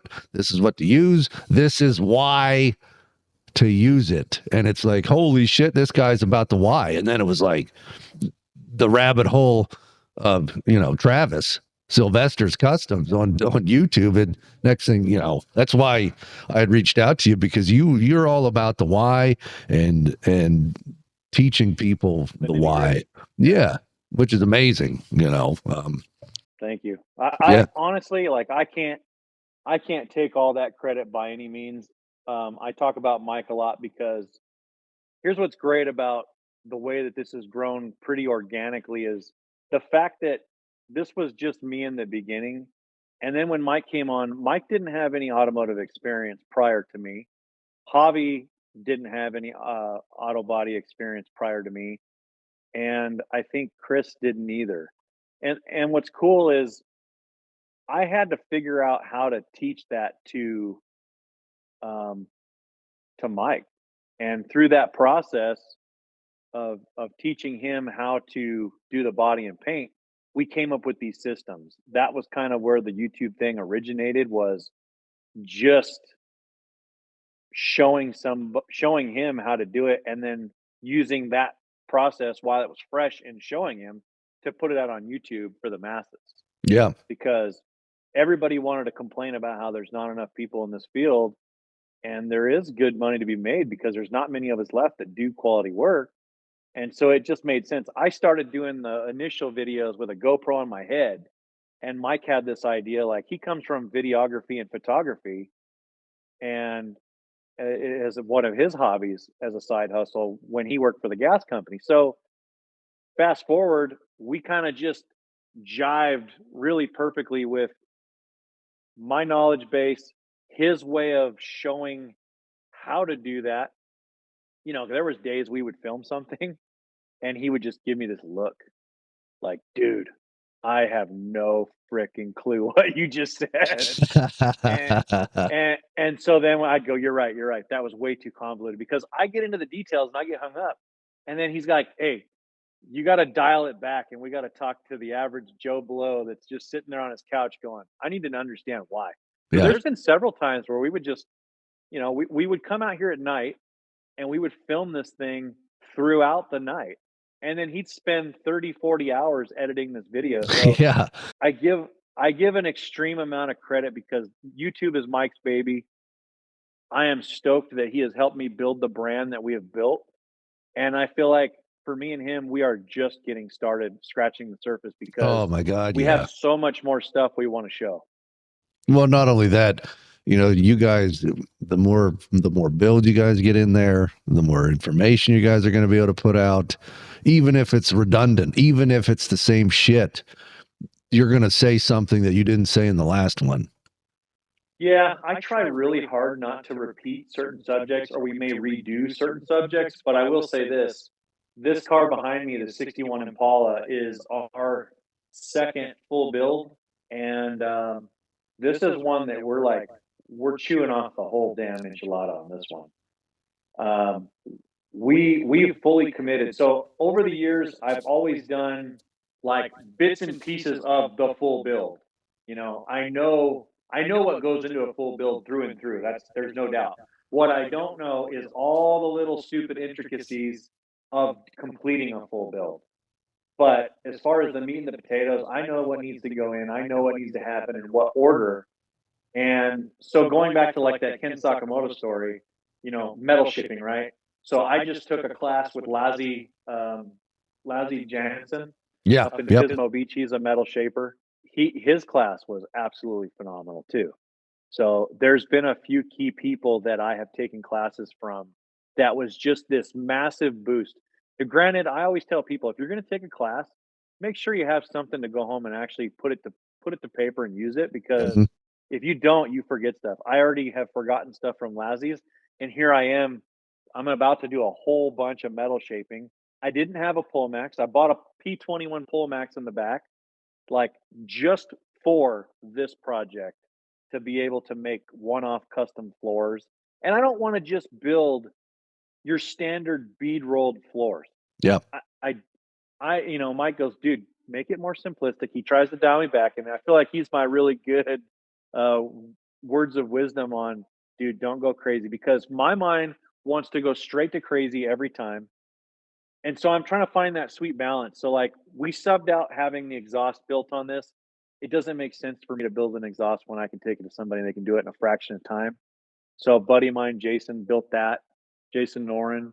And as far as like chassis, we run in a roadster shop chassis. It's all independent rear, and it's 1,000 horsepower supercharged LS from Maruzzi Race Motors. Like it's going to be a bad girl. But as far as the sheet metal goes, I want to actually make wooden bucks for flow forming on the Pullmax and like do some really good quality sheet metal. I don't want to see floors that are warped and moving. I want to take the time to hammer out every freaking pinch weld and make this thing bitchin'. Yeah, that's awesome. Well, I know. I think I've seen you were waiting on that chassis for that for a while, haven't you? Yeah, we waited 18 months for that chassis. That's what I thought because I remember seeing a video on that, and you guys are like, "We're waiting on the chassis. This thing's gonna be fucking amazing." Yeah, But I had people like, dude, what happened to the 61? And I'm like, well, we were waiting. I mean, granted, some of this is my fault now because we got busy with other projects. But going back to that whole being scared of quitting the railroad, I stacked so many damn cars in here. It's taken me years to get to a point where you figure out how much do you have here to make a profit, to pay my guys, to pay the overhead. And then now that we have that figured out kinda, we can move forward with having what we need in here, which is 4 cars. 3 to 4 cars is all I want to have in here at one time. I want to have one full build at a time, which is the Impala, and all the rest of them we want to specialize in staying in our lane. Sheet metal, body, paint at a very high caliber is our goal. Pretty much, yeah. I mean, obviously we'll buy a motor from somebody built, we'll have a trans down, but the hard part is, yeah, we really want to spend the time to build the body. I don't know that I think that one day I'll get into chassis stuff, but right now, it doesn't make sense. I want to specialize in the sheet metal. I feel like sheet metal fabrication is a lost art and it's becoming more and more of a lost art. I really enjoy it. I'm trying to pass off what I was good at yesterday to my younger guys. So like Hobby loves to paint and I'm gonna all these cars in here, I'm gonna make Hobby paint.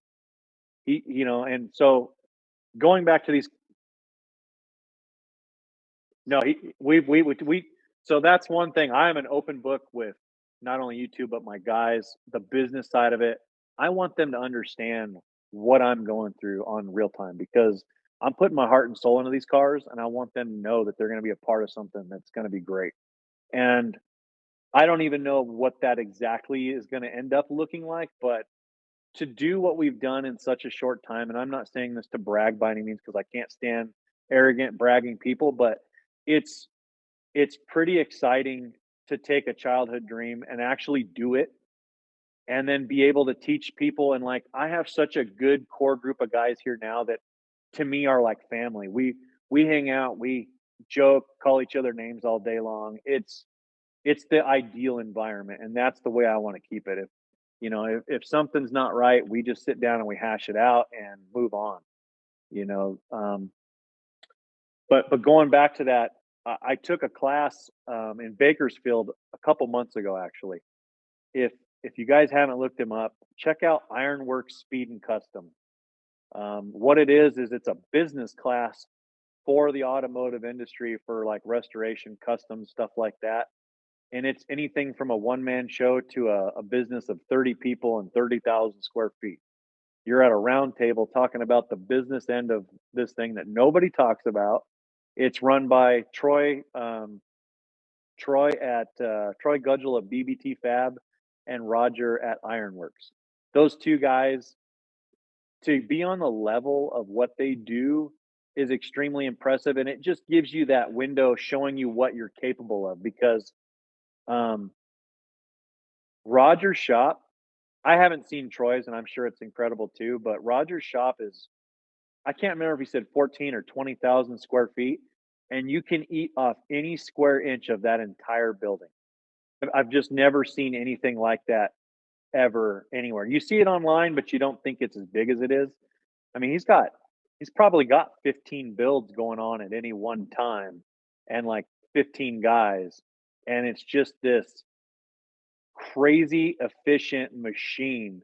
And he talks about how you account for every little thing, how you invoice, having a contract. I mean, we dealt with projects where, customers don't pay. They say one thing, they do another. I'm done with those days. You're moving forward. We got a contract and it's all going to be talked about throughout the whole thing.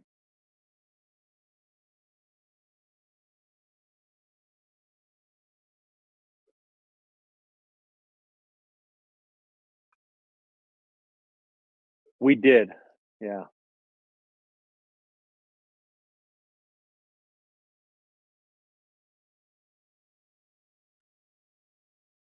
So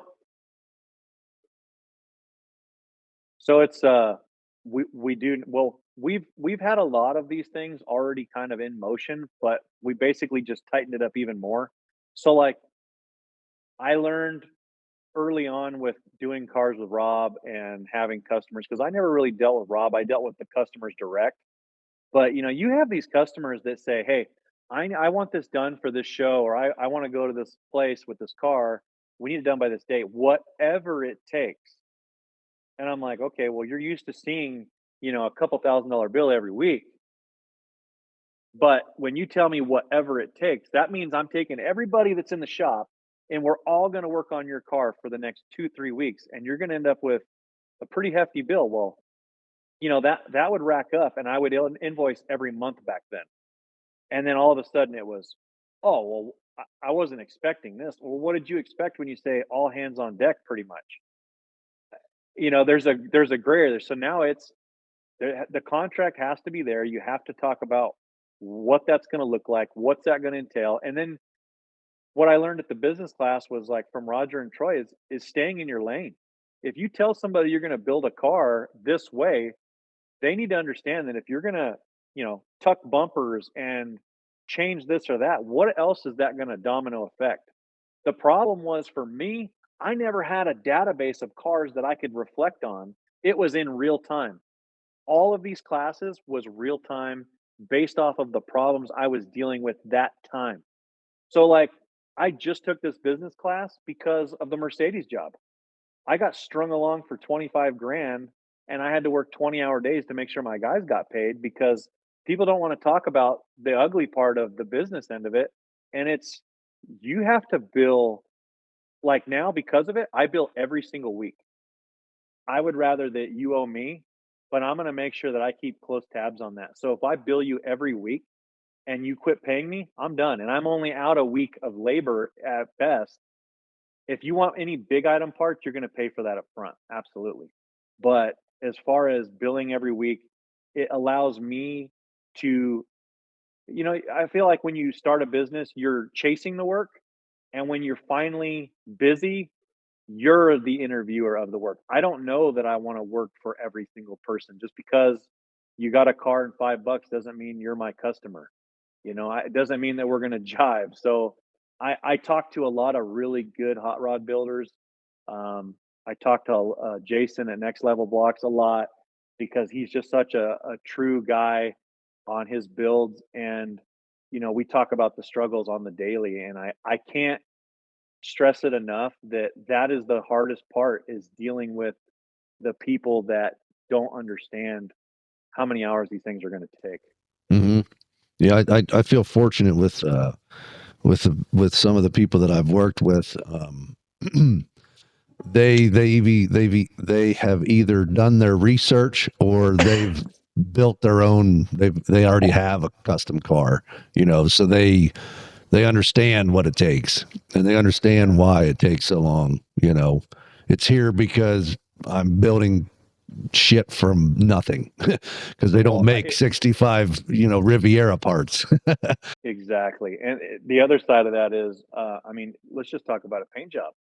Let's just pretend the metalwork is perfect, which I have yet to see. I know there's shops out there that are producing cars. You know, you got the guys at like Scott's Hot Rods, and I haven't seen their work up front, but you can just tell when metalwork is done right, and they got guys that are passionate about what they want to do. However, if we pretend that the metalwork is perfect and we're just going to start with epoxying the car, bodywork, and paint, I don't think people understand how freaking drastic. I mean, we to put it in perspective, prior to COVID, we're talking 2016. 2016, my most expensive paint job was 10 grand. And now we have had paint jobs. I mean, granted, we were doing some metal work too here and there, but we're talking over 200 grand. Yeah. And that, that's the crazy part. I worked for a shop where it was like, they clearly, it was clearly separated. We had mechanics and finishing techs, I guess, if you want to put a name on them. And then you had like the body side where they did all the metal work and got everything up to paint. And it was like, it was nothing to have $100,000 into just getting it prepped and painted.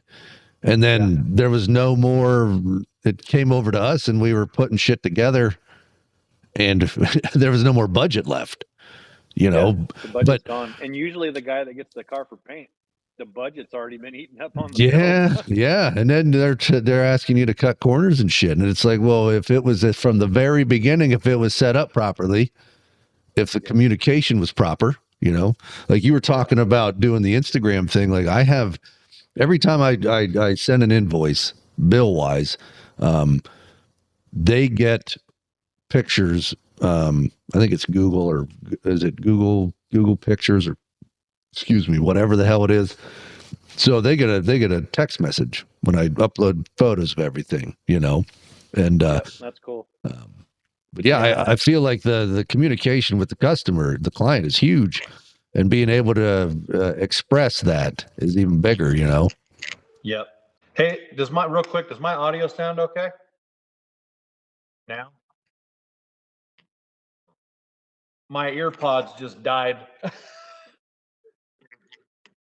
But if you can still hear me, we'll just continue on if you're good.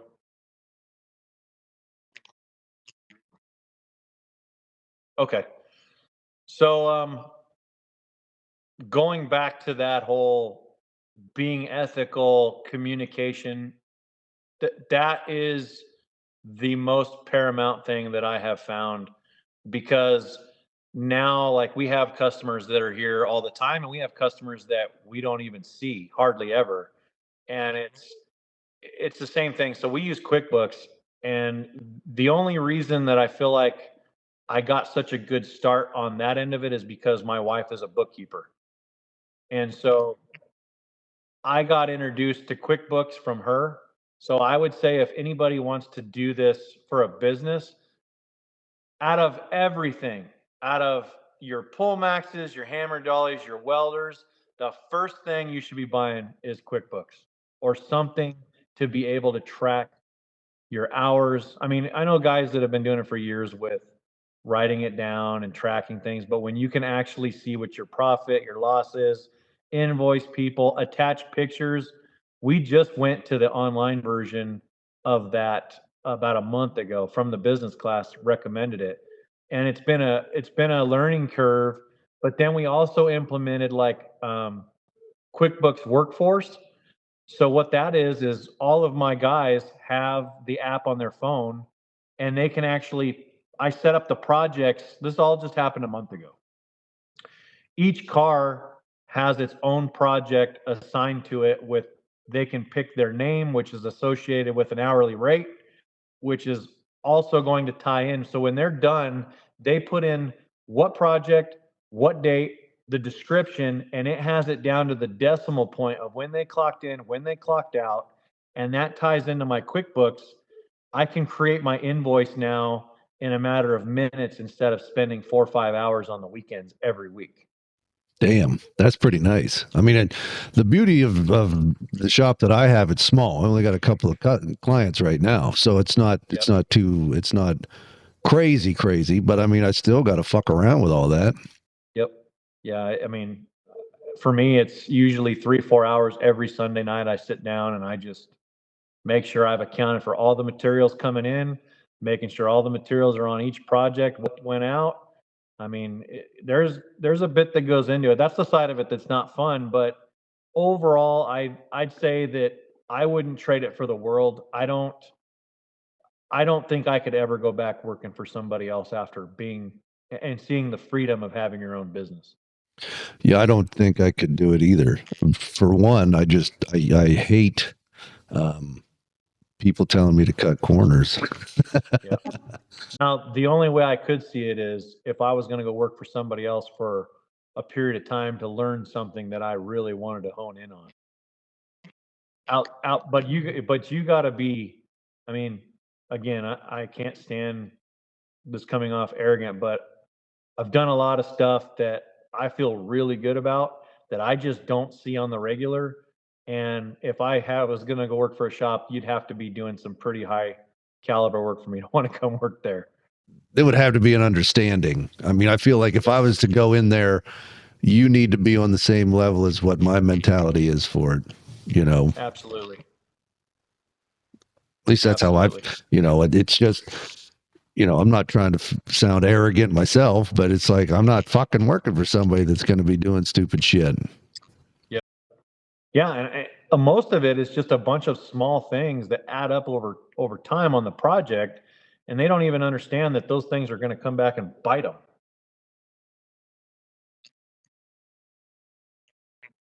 Yeah. Yep.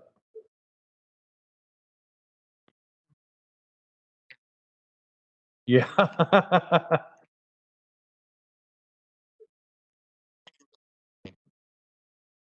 We discussed the YouTube pretty heavy. I want to get into the teachings that you're doing as far as the classes go, in-person classes. Uh-huh.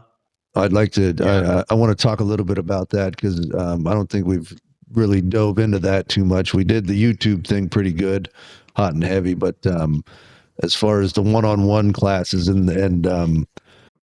Yeah, so when we started the classes, we were doing 8 people at a time.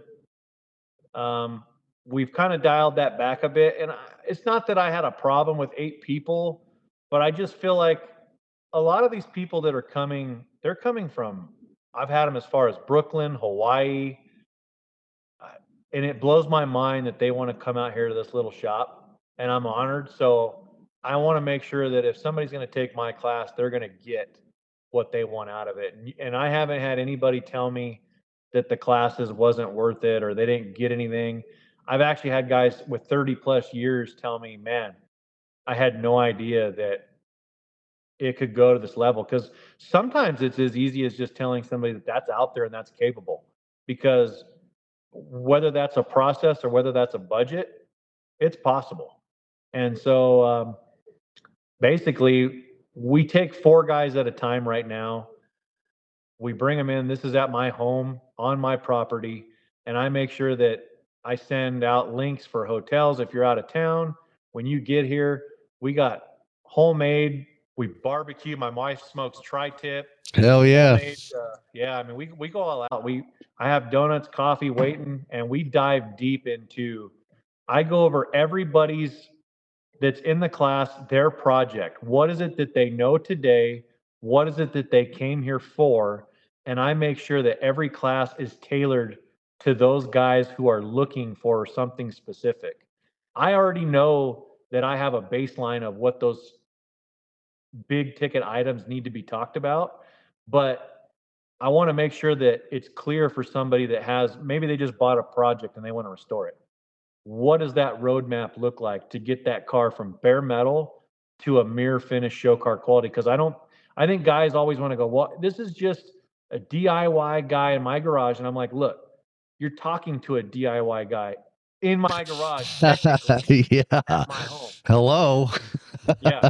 So I want to make sure they understand just because it's in their garage doesn't mean that they can't create a very high caliber car. And the benefit to me for these classes is when I started this, I didn't have the money to build my cars. Hell, I still don't. But Here's that, buddy. yeah, there's a lot of ways that you can make money. Maybe this class is for your car and your car only. Maybe this class taught you something that you could do as a side hustle to fund your project, and now your project isn't sitting stagnant, you know? So to take a car, you know, and we talk about everything. Now, I try to really keep this from what does it take? Like, if you're going to do, for example, drivetrain swap or suspension mods, stuff like that, like what to account for, what to make sure you do first, second, third, whatever, and then strip the car, build the car all the way through clean with everything you want. I mean, damn near to the point where I would recommend driving them. And then at that point, focus on coatings and bodywork and fitment and stuff like that. But if you don't put that car together 100%, I guarantee you, you're going to be grinding off paint, repainting things, and doing things over. The only way you're going to account for it is to do that car twice.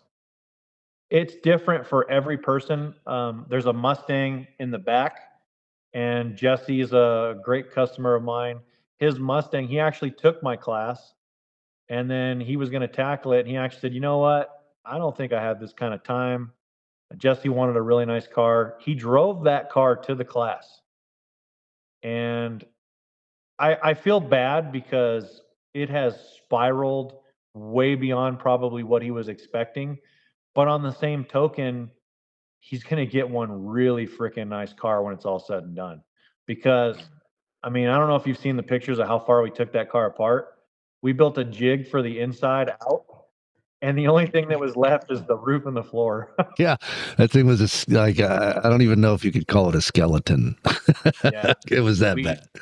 we dipped it. It was hitting the back. It was hitting the front, and we just dissected it to every single piece that was still straight and good, and then put it back together. And we just put the suspension on it yesterday, so now we're going through the process of making sure the car, it's still in bare metal. We just welded it out. We're about to put it back on the wheels, start weighing product to put in the doors, and start gapping. And then we're gonna go through the body paint polish phase. We're gonna fit windows prior, but it's it's taking your project, coming to a class, and then being able to execute that on that in that order and making sure that you've accounted for everything. The other cool part is not only do you get the knowledge of 28, 29 years of knowledge from me of what not to do and what to do, but you also get a massive community of people like yourself that most of us are all open to having these talks about what's needed.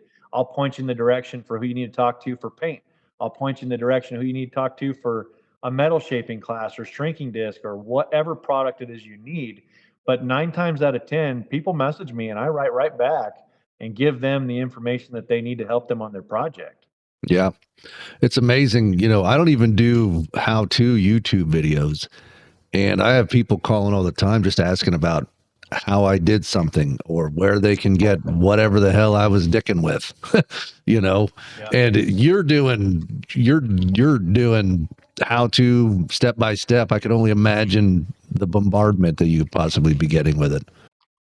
Yeah, you kind of asked a question that we didn't really touch on, and it was how do I balance the wife and the kids? And I can tell you physically that to answer the amount of questions that I answer on the regular, let alone the phone calls, that I'm like, Mike, how come we keep getting phone calls? And then I realized that, like in our very beginning videos that we did, it's like my cell number is plastered across somebody's big screen TV, and I'm like, that's how they got it. Yeah. And so it's funny. It is what it is, but I basically try to answer everything that I can, and I'm doing it on the fly through YouTube Studio app as I'm sitting on the couch watching my kids or hanging out with the wife. And I'm very thankful that I have a very understanding family. My wife is she's an all-in type of person. I mean, she kind of knows what she signed up for in the beginning because I've been a car nut ever since. But um, yeah, that she deals with it, and I understand that there is a time where, hey, it's family time, and I'd rather leave the phone at home or just completely check out. And it's getting actually to a point right now where I'll clock in on the project and I'll leave the phone on the bench, because really, if I'm tending to all the questions and calls and people wanting to stop by the shop, I wouldn't get anything done. And I don't think people understand that if I'm not working, I'm not making any money. It's not like a regular job where you can just take vacation and you're still getting paid. I ethically clock out. And, I'm humbled that people have come. We had a guy from Australia stop by this week. And I think that's incredible. And I would be honored to have that, right? But I have to figure out what that balance is. Thankfully for him, he hit me up in advance, scheduled it, and we figured out when to come by. But he was respectful. He was in and out. I mean, it was a good time, but it is hard to balance personal home life and the shop. I mean, my whole thing is camping, getting out, and I got to get back to that. It's hard with a 3 and a 4-year-old now. My boys are one just turned 3 and 4, and they're a handful in themselves. I can only imagine. Yeah, I tell you what. Let's touch base on that LumiLor. Is that how did I pronounce it right? You did. Yeah, let's touch base on that. I know we kind of. It's funny. I fill out these these kind of guidelines or whatever, and then we get into these discussions, and it just goes off the rails. I mean, we answer all the questions, but it just goes off the rails. So following these is just out the fucking window. But I wanted to touch base on that. I feel like this is a good time to touch base on that. We've hit the YouTube, we've hit the classes, and with you being one of only 8 places in the United States that's doing this, and if nobody knows about this paint, go to your YouTube, Sylvester's YouTube page, and look at the cuttlefish. Oh yeah. Yeah, it's amazing. It's amazing. Thank you. Yeah. So I would go to airbrush classes in Anaheim, California at Coast Airbrush. And every year I would take a different, whether it was vehicle graphics, murals, from somebody that I want to take class from. They had a booth set up, and I remember walking by it, and my initial thought was glow in the dark paint. How freaking stupid is that? And I didn't even give it 2 thoughts. I'm like, so who's going to carry around a black light to make this thing glow, And the following year I went back for another class and I passed it, and I saw it blinking. And I went, wait a second. Glow in the dark paint don't blink. So I went and talked to them, and it was LumiLor. So LumiLor is electroluminescent paint. And what is electroluminescent paint? It is paint that you actually hook up to wires and you actually electrify the paint product to give off light. Now, it's not as easy as it sounds. So, it's not just one coating that you paint on, hook some wires up. You have to think about LumiLor like a circuit board. You have to actually paint an electrical circuit with 4 different coatings, one of which is done twice. So there's 5 steps that you have to do, and you have to do them perfectly. Otherwise, you risk a short, a burn, a dull spot, you name it. Every time I've done it, I've learned something else new. And that particular product is extremely expensive. I want to say the last time I bought it, it was like $700 for 4 8-ounce bottles. Wow. Yeah. And the whole thing with it was, I had a Heritage Harley, and I told my wife, I said, hey, I want to paint our Harley. So we buy this Heritage, and I told her I'm going to rip it apart and paint it. And my wife she's a sharp one. She goes, you are not ripping our Harley apart to paint. She goes, it'll take you months to paint that thing the way you want to do it.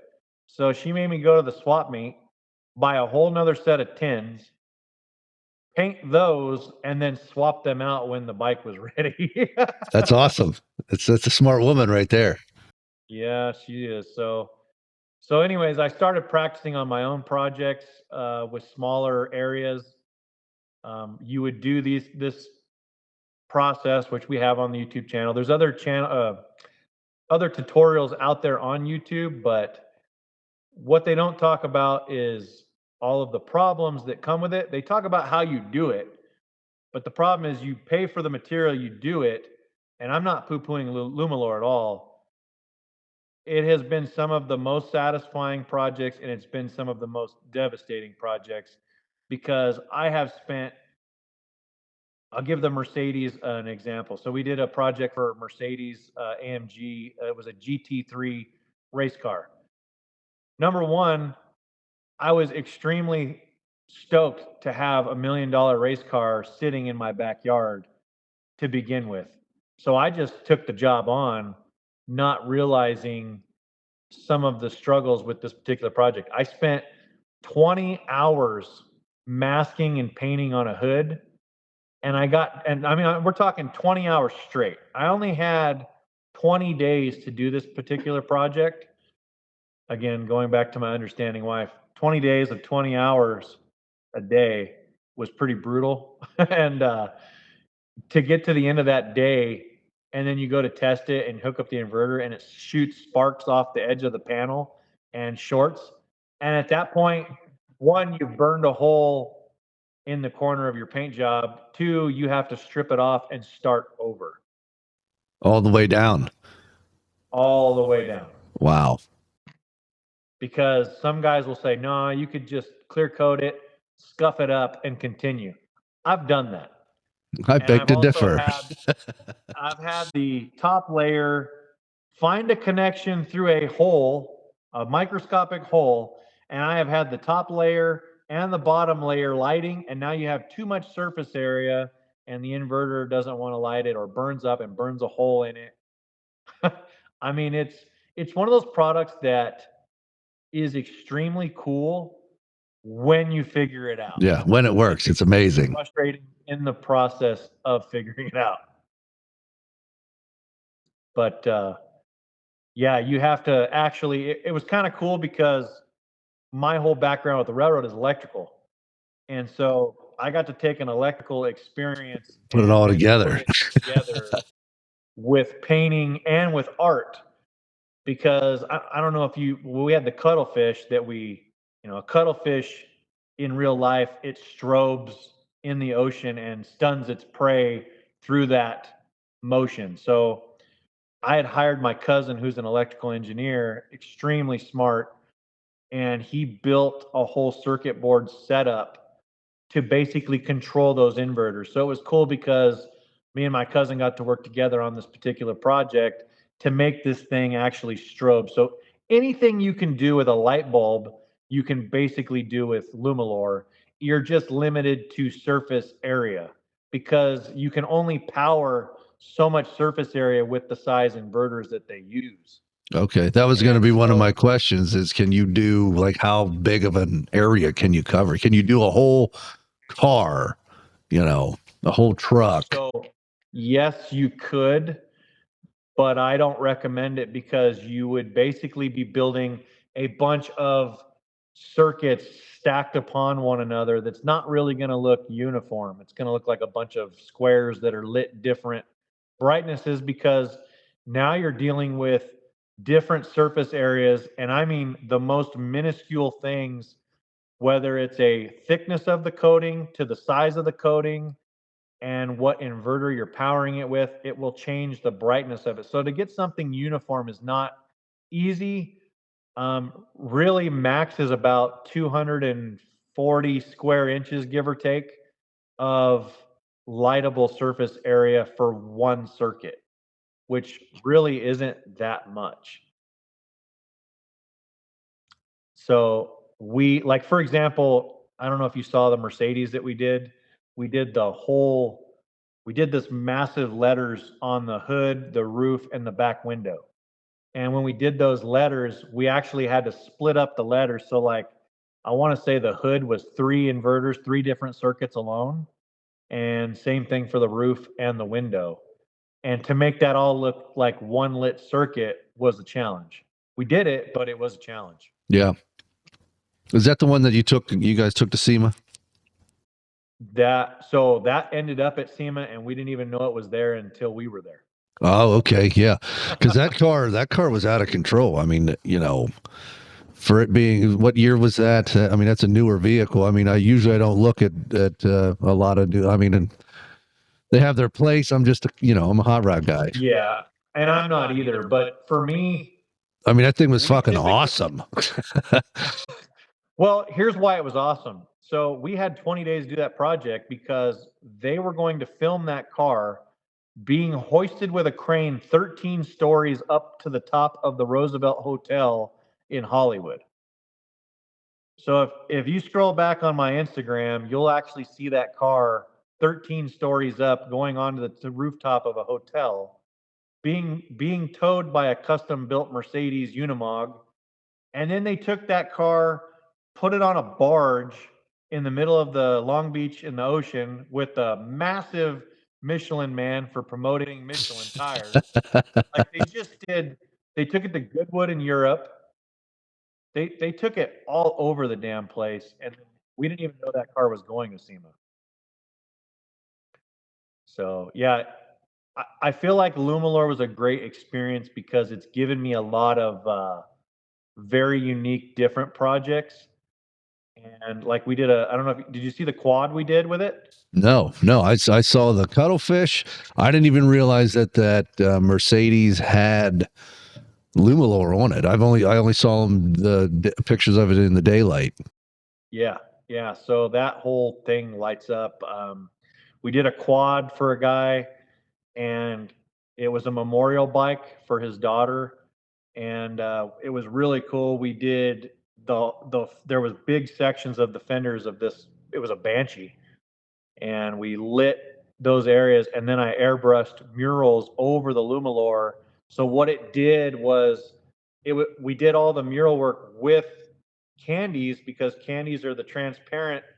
You can actually shine a light through them. So instead of having like your typical base coat metallic and then a candy, we put LumiLor underneath and then lit it through the candies so you could see the mural light up at night. Damn. I mean, that's taking ghost flames to a whole nother level. Yeah. We did like hummingbirds and flowers all over this thing. It was pretty cool. We just try to take on whatever is like, Mike calls them stray dogs. He says I like to bring in these stray dogs that need tender love and care or something. I don't know, because I don't know. I just like things that are different, something that's a challenge. And if I'm not challenged by it, it doesn't really interest me. All right, back into it. Yeah, we got these long form content. It's I love giving people the opportunity, these discussions, because half the shit we just talked about for the last 45 minutes wasn't on the list. Getting into the nitty gritty of business and everything like that you were talking about. I like to talk about that stuff personally, just because I fucking run a business, but I don't get an opportunity to talk to a lot of people about that stuff. So, I mean, diving into that, Well, that was great.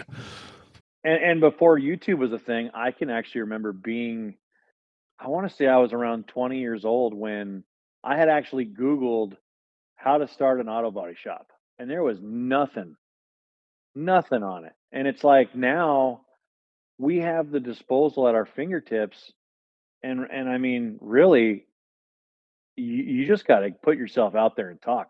I think a majority of the cars that we have in here is just because I'll go out there and start talking to people about whatever, and I end up in these conversations where it's like, oh, you know what? I got a car, let's bring it in or whatever. But you just got to take the plunge and start. It doesn't really matter. I think I hung up.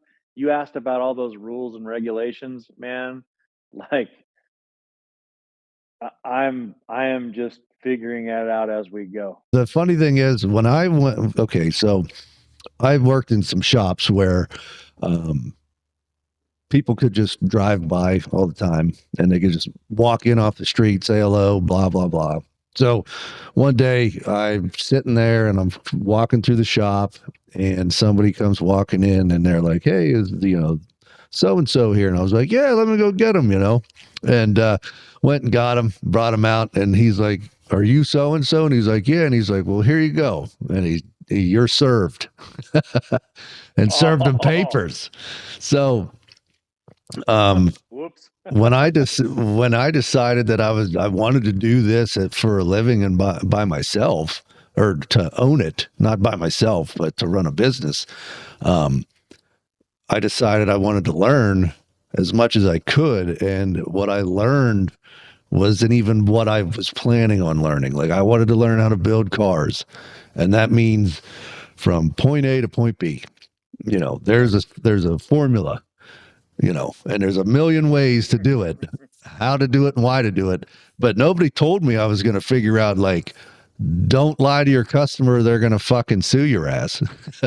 Don't show up without a contract or it's going to bite you in the ass, So here's a funny story. Check this out. So we leave SEMA, and have you ever heard of Nostalgia Hot Rods?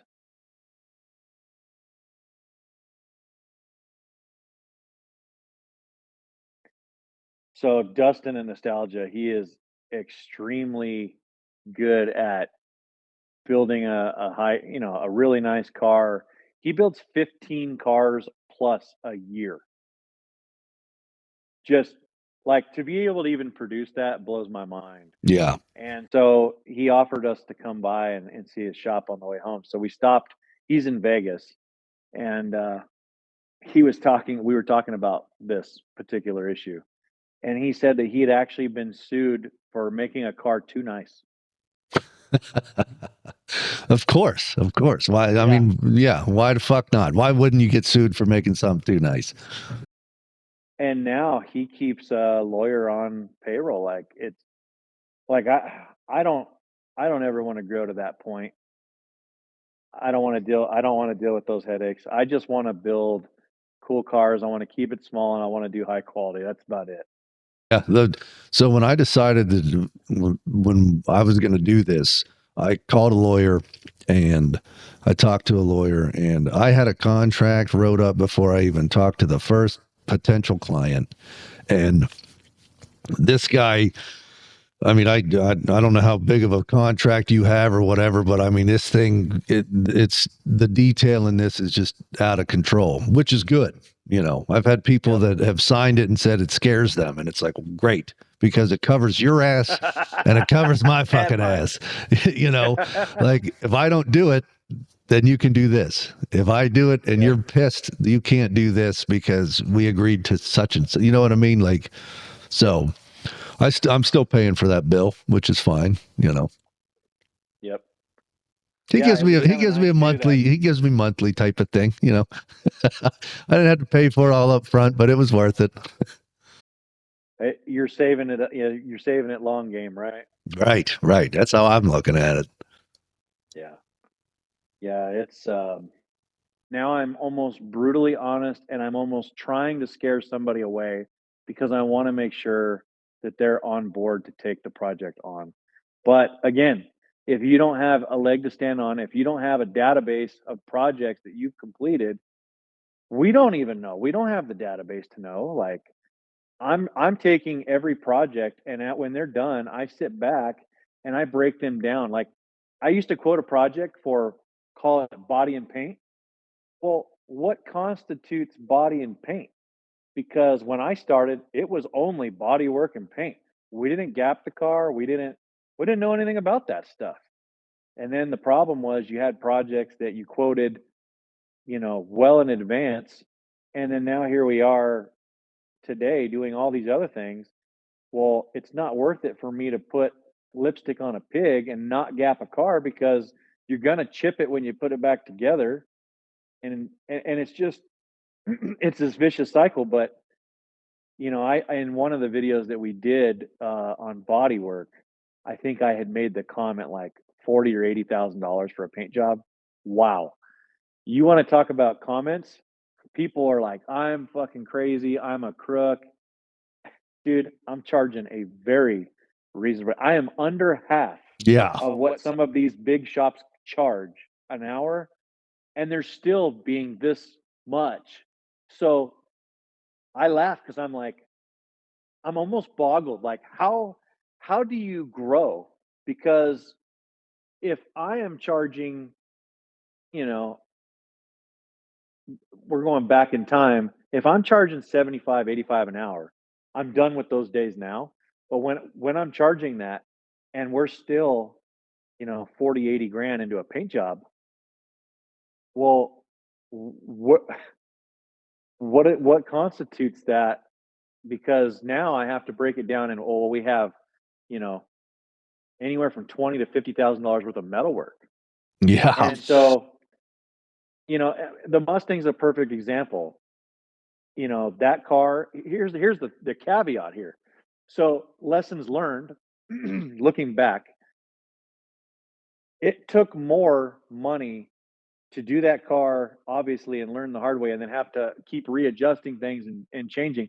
But I already know, based off of the Willies and based off of the projects right before that one, that if I spend the time to get the metalwork dialed, and I mean dialed in on that Mustang, the bodywork is going to fly.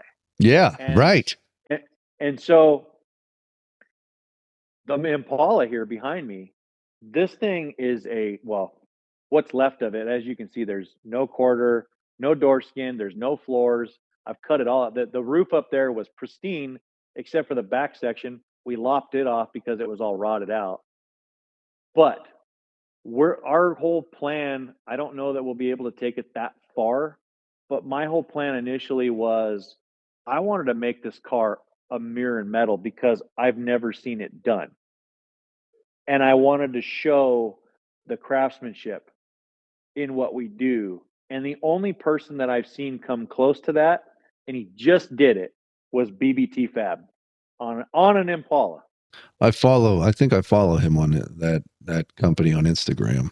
Yeah, and Troy and that Impala, like, they do such good metalwork, but it's still not polished.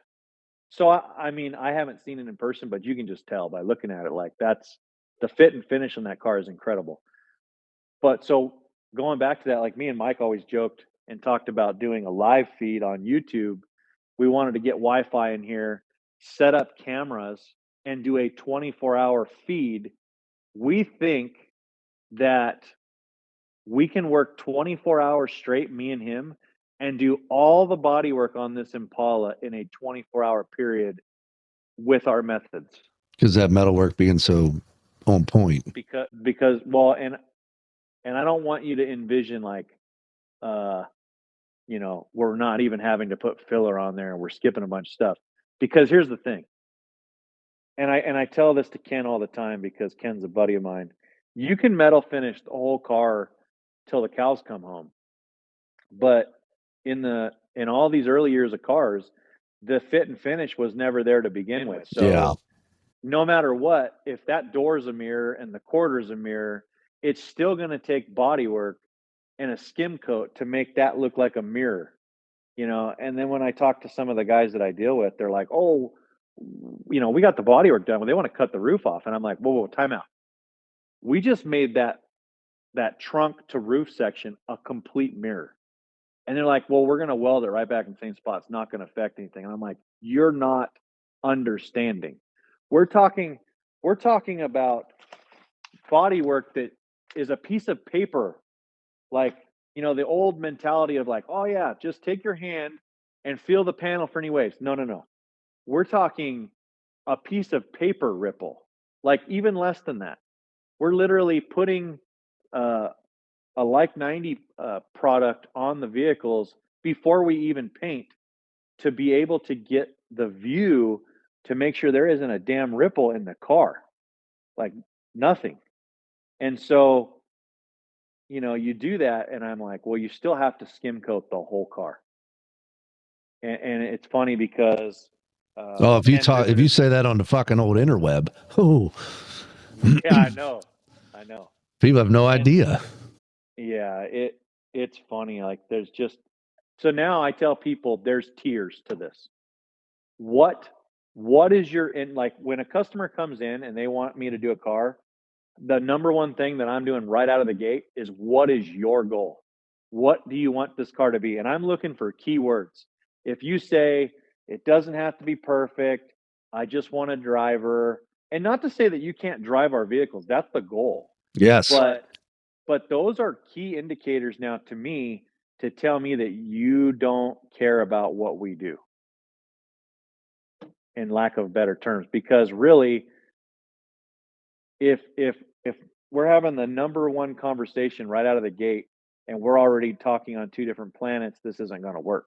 Or I have to sacrifice some of our processes to produce what you want. And right now, I'm just not going to do that. I have And I got a quote that's over here.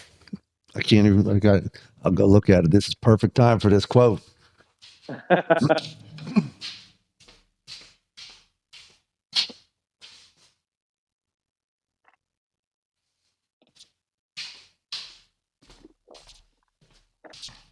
I wrote this down for a reason. It says, how you value your project isn't how we value our quality of work.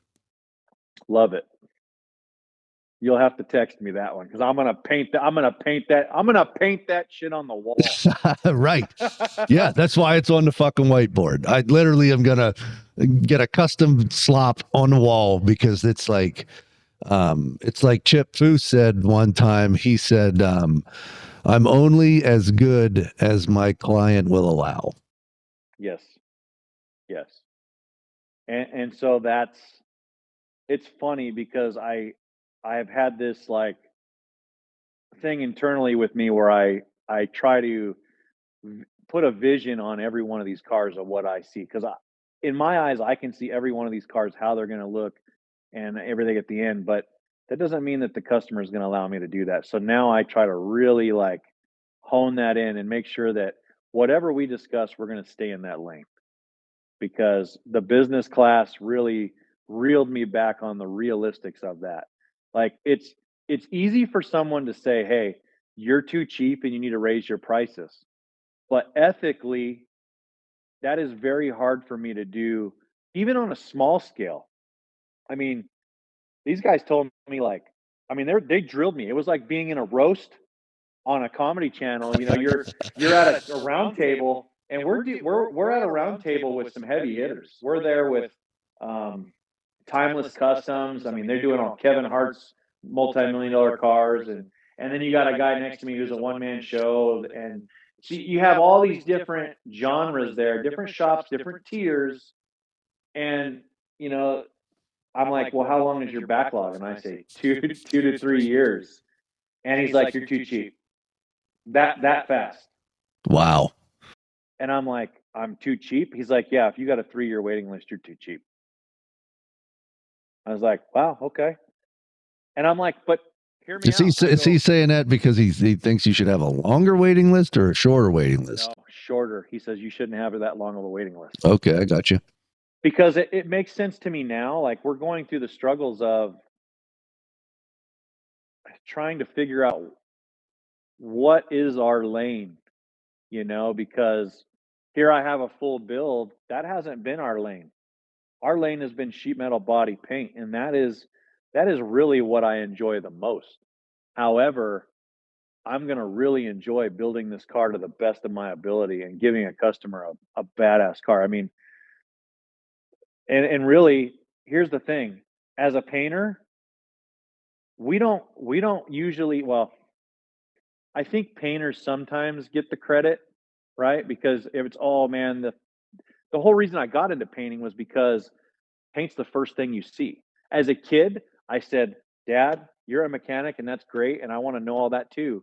But the reason that I wanted to do paint was because that's what everybody sees. It's just that was the whole direction that I took with it, and that was why it's kind of stuck that. But now here we are doing all these other things. So now it's made me realize that I need to release the reins. And they looked at me and they said, "You know what? The fastest way to be a successful business owner is to the day you shut your toolbox."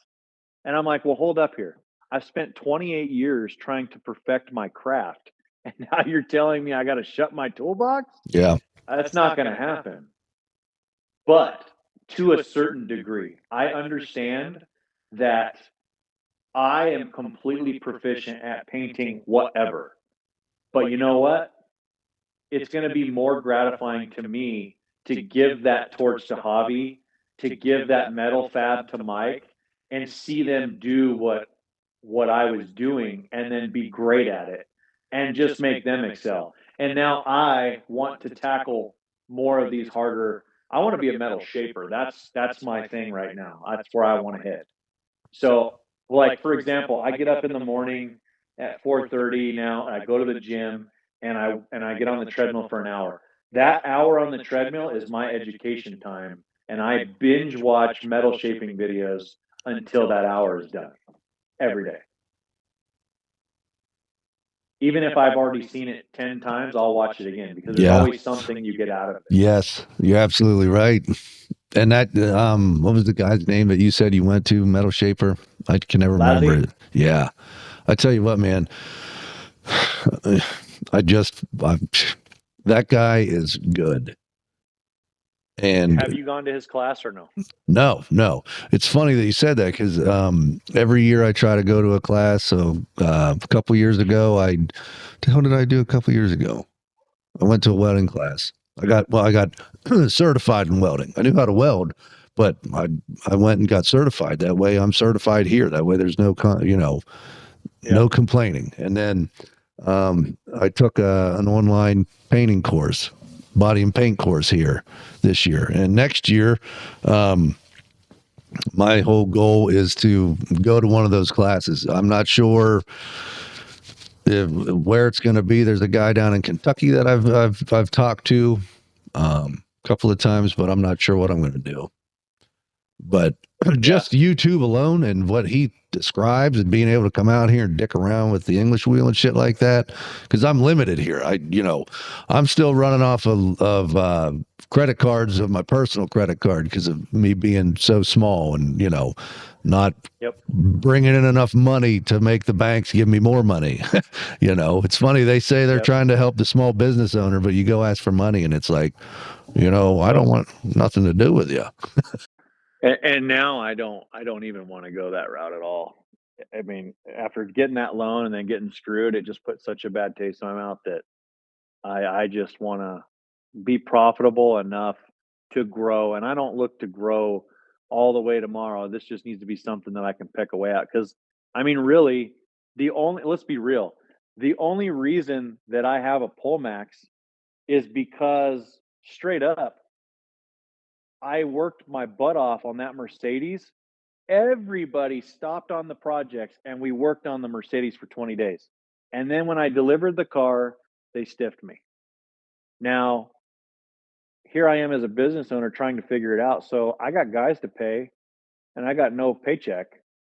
So I just hustled on everything else, got them paid. I didn't get paid. But once they started to come up with an agreement to make payment plan, then I had extra cash flow because I had already weathered the storm. So now here I am trying to figure out, well, now I've got $5,000 a month that was coming in or whatever it is. And well, I instead of, putting that money and paying myself finally, no, I bought a tool that's going to do something else that I need to do for this project. So it's just constantly, right now, like we're looking into a laser stripping machine because Nice. I see the benefit in that. And I feel like it's going to pay itself back over time. But for me, I am just constantly reinvesting in this place all the time. Yeah. As a matter of fact, we don't have, as you can see, we don't have insulation. We don't have air conditioning. We don't have heat. So as a custom shop that does body and paint, we deal with a different struggle in winter time. Oh yeah, in summer. Fuck yeah! Like, if you got, I don't know what your moisture like. I don't know what your dew point is out there. Yeah, and it's as simple as this. Like I think people think, oh, California, you guys have beautiful weather all the time. Yes, but we also are painting in anything from 30 degrees to 120 degrees in the Yeah. And during that Willie's, it was 118 degrees inside. Damn. Damn. Well, I mean, I did plan on putting I insulated this whole building. I didn't do fucking R37,000 or whatever. I did what I could get. Menards, 11% off everything. I'm telling you, that paid off big time.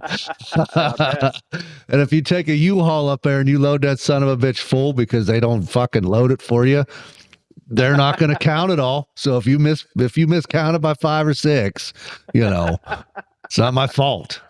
So Yeah. just put that in the old memory bank. But I got this Mr. Cool system in here, and on the Home Depot card, if it's over $1,999, it's 24 months interest free. So I bought this and I saved myself like anywhere from $5,000 to $10,000 by putting it in myself. Plus, it's got a 7-year warranty for it. And I did it all myself. It's stupid shit like that. I wasn't planning on fucking becoming an HVAC guy when I started this whole thing. I'm sure you've probably done more things outside of just building hot rods just to have this shop going. Absolutely. Yeah. So we officially feel like we have just about everything we need for the most part to do a full build here. And so now that we have English wheel, bead roller, pull max, blah, blah, blah, welders, the next thing we're getting is insulation and air conditioning. And I told the guys, my goal is as a matter of fact, we bought a swamp cooler. Going into this whole trial and error thing, I bought a swamp cooler, one of those massive porta-coolers. Yeah. With the water? Yeah. Hook up the water hose to it? Yeah. Might as well just hosed every car down in here. I don't mean to laugh. Crap. I don't mean to laugh, but that's exactly what I was like, oh, fuck. So I sold it with the Camaro when I delivered it to that guy so he could put it next to his pool. And I told the guys, they kind of looked at me like, well, the fan worked good. Look, I'm selling this thing to show you as a commitment. We're getting freaking AC this summer. I can't do it anymore.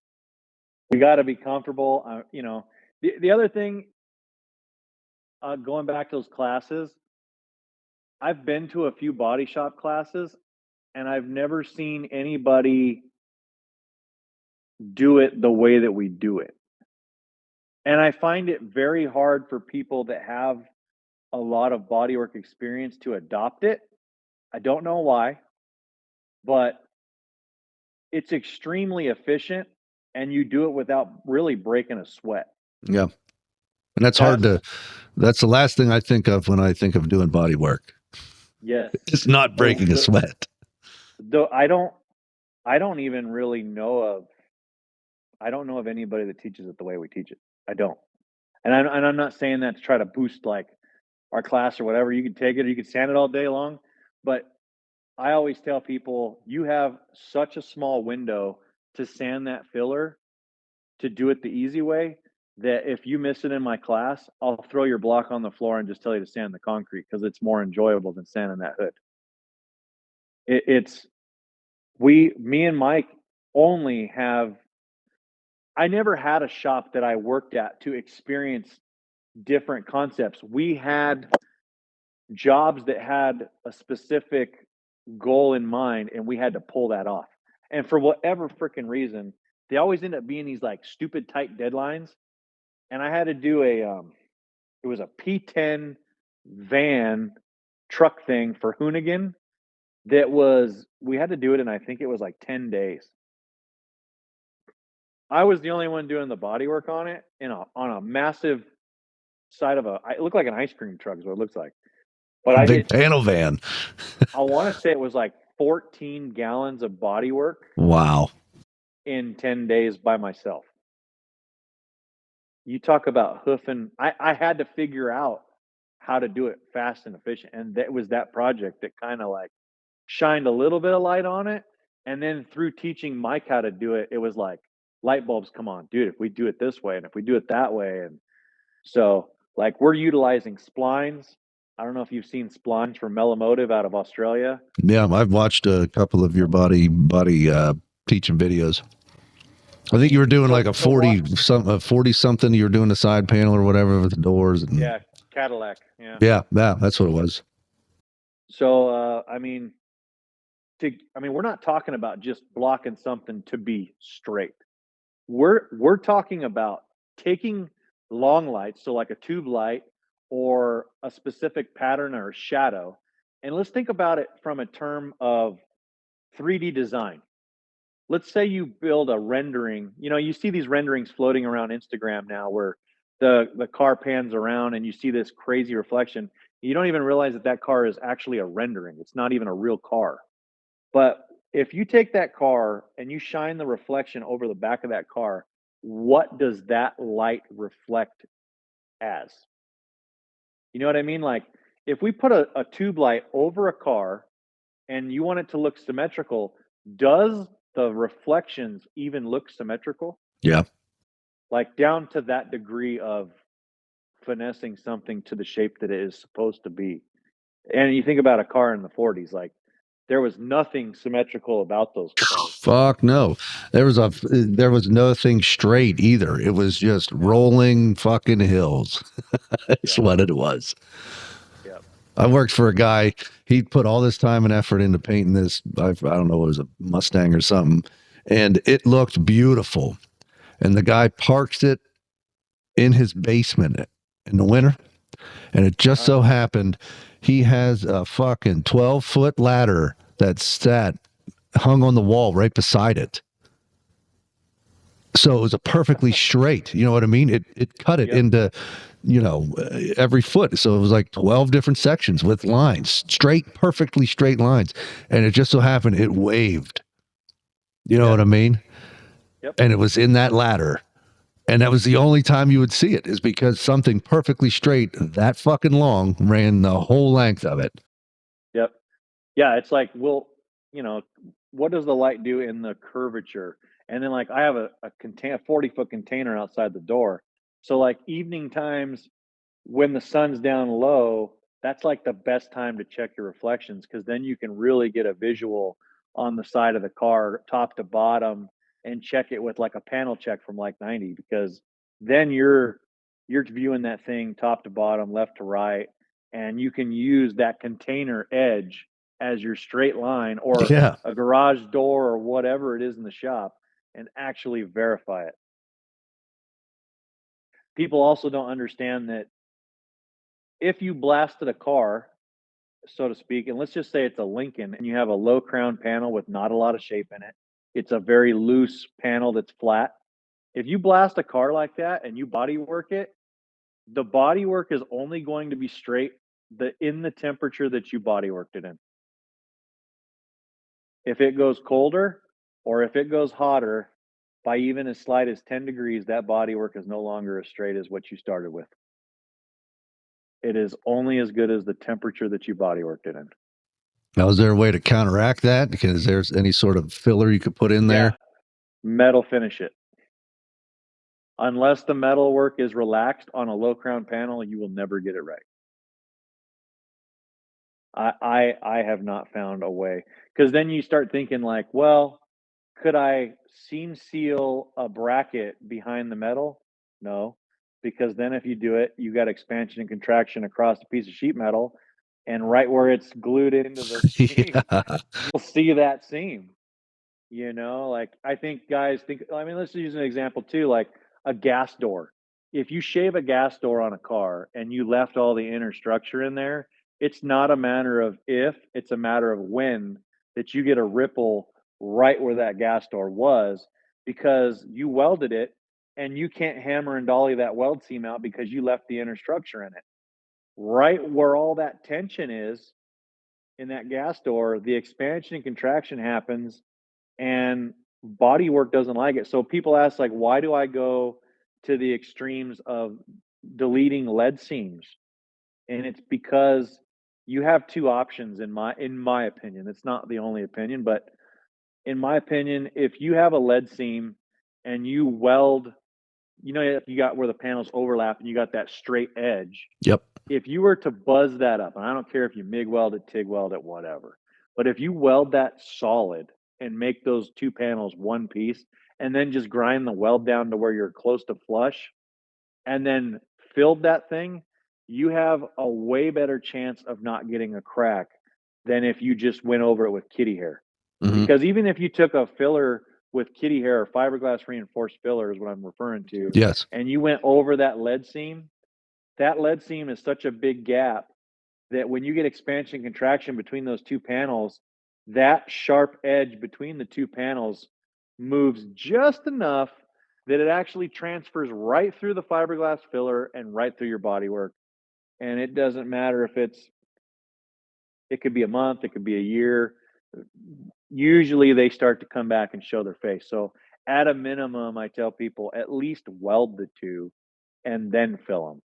Now we just try to delete them because I'm really trying hard to delete as much of the lead and filler as we possibly can. But even on this Mustang, we put new quarters on it. We every body panel besides the roof and the floor is brand new. And me and Mike made sail panel delete panels for it, and they fit in there freaking perfect. But like when the problem is we could take the panel back off, and when you have one side that you can planish and work all that warpage back out.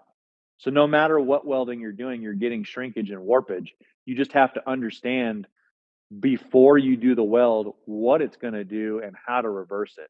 And that's also what we teach in like the class is breaking down for every action what is the reaction and then how to reverse it. The only way you can make that 100% metal finish is if you bring and cut out the inner structure of the car. Well, here we are now way down the line on this Camaro and it didn't make sense, but I mean, we're talking a little shrink area. We're TIG welding all this stuff in, and it had a very minute area. We could fill it, but I just wanted to give it the most solid thing. So here we are doing a lead seam delete, and I'm using lead, and I would re-leaded that little area just to make sure that it's a really solid foundation and it's not going to have any kind of issue. We want the least amount of filler as possible. When I was doing restoration work and I was playing around with lead and seeing all these old cars, I couldn't believe, like, I was working on an old Packard, and I mean, there was fucking almost 1 inch thick lead on this whole thing. It was a 39. It was the last year of the carriage, the carriage era. So it was, a fucking carriage with metal. Yep. Hammered onto it, and then it was leaded on. But I mean, they were artists. They were clay. They were like, modeling clay, and it was just amazing how it held up over, from 39 to this was, I don't know, a few years ago now. Well, and the other thing of that is filler has such a bad rap. The conversations that I get into about filler crack me up because I'm going to use Ken, my buddy, as an example. So Ken, the metal finisher, when he first came to the shop, we had a Pantera on the lift. Uh-huh. And he looks at the Pantera and he looked at me almost like he was disgusted. And I just looked at Ken and I go, why you give me the look? And he says, well, my cars were that straight back in the 70s. And I'm like, okay, that's great, but how did you get them that way? And he's like, well, we used polyester primer. And I'm like, but let's take a step back because polyester primer is just sprayable body filler. Yeah. It's the same damn thing. So everybody wants to poo-poo the fact that we're skim coating it. Now, yes, you'll see our cars covered from headlights to taillights and body filler, but when you take a mill gauge to it, our goal is that body filler is very minimal. It's just to get that mirror reflection between panels. But what we're really trying to drive home with our class is that a lot of guys will spend all this time, and I tell people, would you rather mask your car, spray it with polyester, and how many times are you going to have to block that car out and find lows and block the car out and find lows and reprime? And if you're abusing polyester primer and using it excessively, it's going to crack. Mm-hmm. And well, why do people poo-poo body filler? Well, because body filler cracks and it's abused. Same reason as polyester. For the last 15 years, I had not used polyester primer up until the Willies. That was like the first one that I had to use it because of our timeline. And polyester dries really fast and there's not much shrinkage. So I thought, well, let's use it now here going forward, not going forward, but on that project because we're not using it and abusing it. We're using it and we're using it correctly per a TDS. Yeah. Back then when I was learning with polyester, it was like, this thing's gonna crack. Yeah, because it was being used incorrectly. Yeah. Well, that's the biggest concern I've ever done. You know, it's crazy though. Talking about abuse and stuff, I've chipped out, like I've literally hammered and spatula, fucking hammered chunks of body filler out that it clearly had been on there for 20 years, you know, and it's like, how in the hell was this holding up? Just amazing. Maybe they just took all the additives out. Well, and the other thing is, what is the ambient temperature when you put body filler on the car? Because you know you have the controversy of the guys that say, "Well, are you putting body filler over epoxy? Or are you putting body filler over bare metal?" That's such a controversy because you got these guys who are like, "I've been doing it 40 years that way and never had a problem." That's great. You have never had a problem, so you have probably a dry environment. You probably keep the car inside all the time. It never goes outside. But you have the guy at home who's like, yeah, no big deal. Takes him freaking 10 months to bodywork his car. That whole car has been sitting there bare metal for 10 months. And I guarantee there's rust starting. Like time's a factor. Putting the hot filler onto a cold panel will for sure create moisture. Hell yeah, And absolutely. you know, but if you got temperature controlled areas where your garage is 70 degrees, then by all means, can you do it? Sure. But again, if we're putting our foundation down, you don't build your house on sand. You want a good foundation. Why wouldn't you put epoxy down? And then you got these guys that are like, well, epoxy, we've tested it and it fails. Well, was your epoxy dry? And they're like, well, no, it was, it was kind of still probably drying. We just sprayed it the day before. Yeah. Put There's the your problem. epoxy on, let it dry. It has And then directions, stuff that TDS. up. Yeah, the thing is, you're sealing it up. Why would you not want to do that? Yeah. So, yeah. Well, not but only anyway, that, go ahead. what's the fucking like third ingredient in that little container? The It's hardened. like it's a benzene peroxide, which causes rust. Well, not only that, but there's some of those say water, like 2% water, fucking water. Like that is the number, that's the number one cause. We could go down that rabbit hole for an hour and a half, at least. Yeah. It doesn't matter if it's metal prep. I mean, going back to that whole foundation, right? If that metal's not right, if it's not prepped right, if it's anything, you're going to spend, what is it going to be? 100 hours, 1,000 hours on the project only to find you get a bubble at the end. Like it's just not worth it. No, I hope the listeners are getting a good feel for who they're dealing with here. I try to stress these things, and I'm just some fucking bearded redhead from Pennsylvania, So I mean, it's nice to have people on here that reiterate this stuff, because this is the thing. These are the things. The same language. Yeah, these are the things that I've been trying to get across, and people don't understand, and sometimes I can't put things into the words that the other people can, and it's nice and it's refreshing to know that there's other people. Yeah, you'll have a conversation, be like, tell you what, let me send you a link and then just come back and talk to me. Yeah, right. Yeah.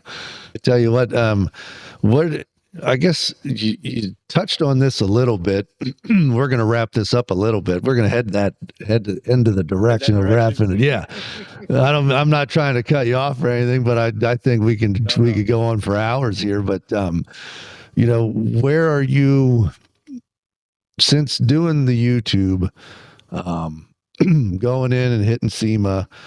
Have you found things opening up more? I know you said you have people reaching out, asking you questions. Have you encountered anything of people contacting you as far as sponsorships or even wanting to partner with you just because of your YouTube and stuff like that, outside of just my crazy ass calling you and asking you to be on here?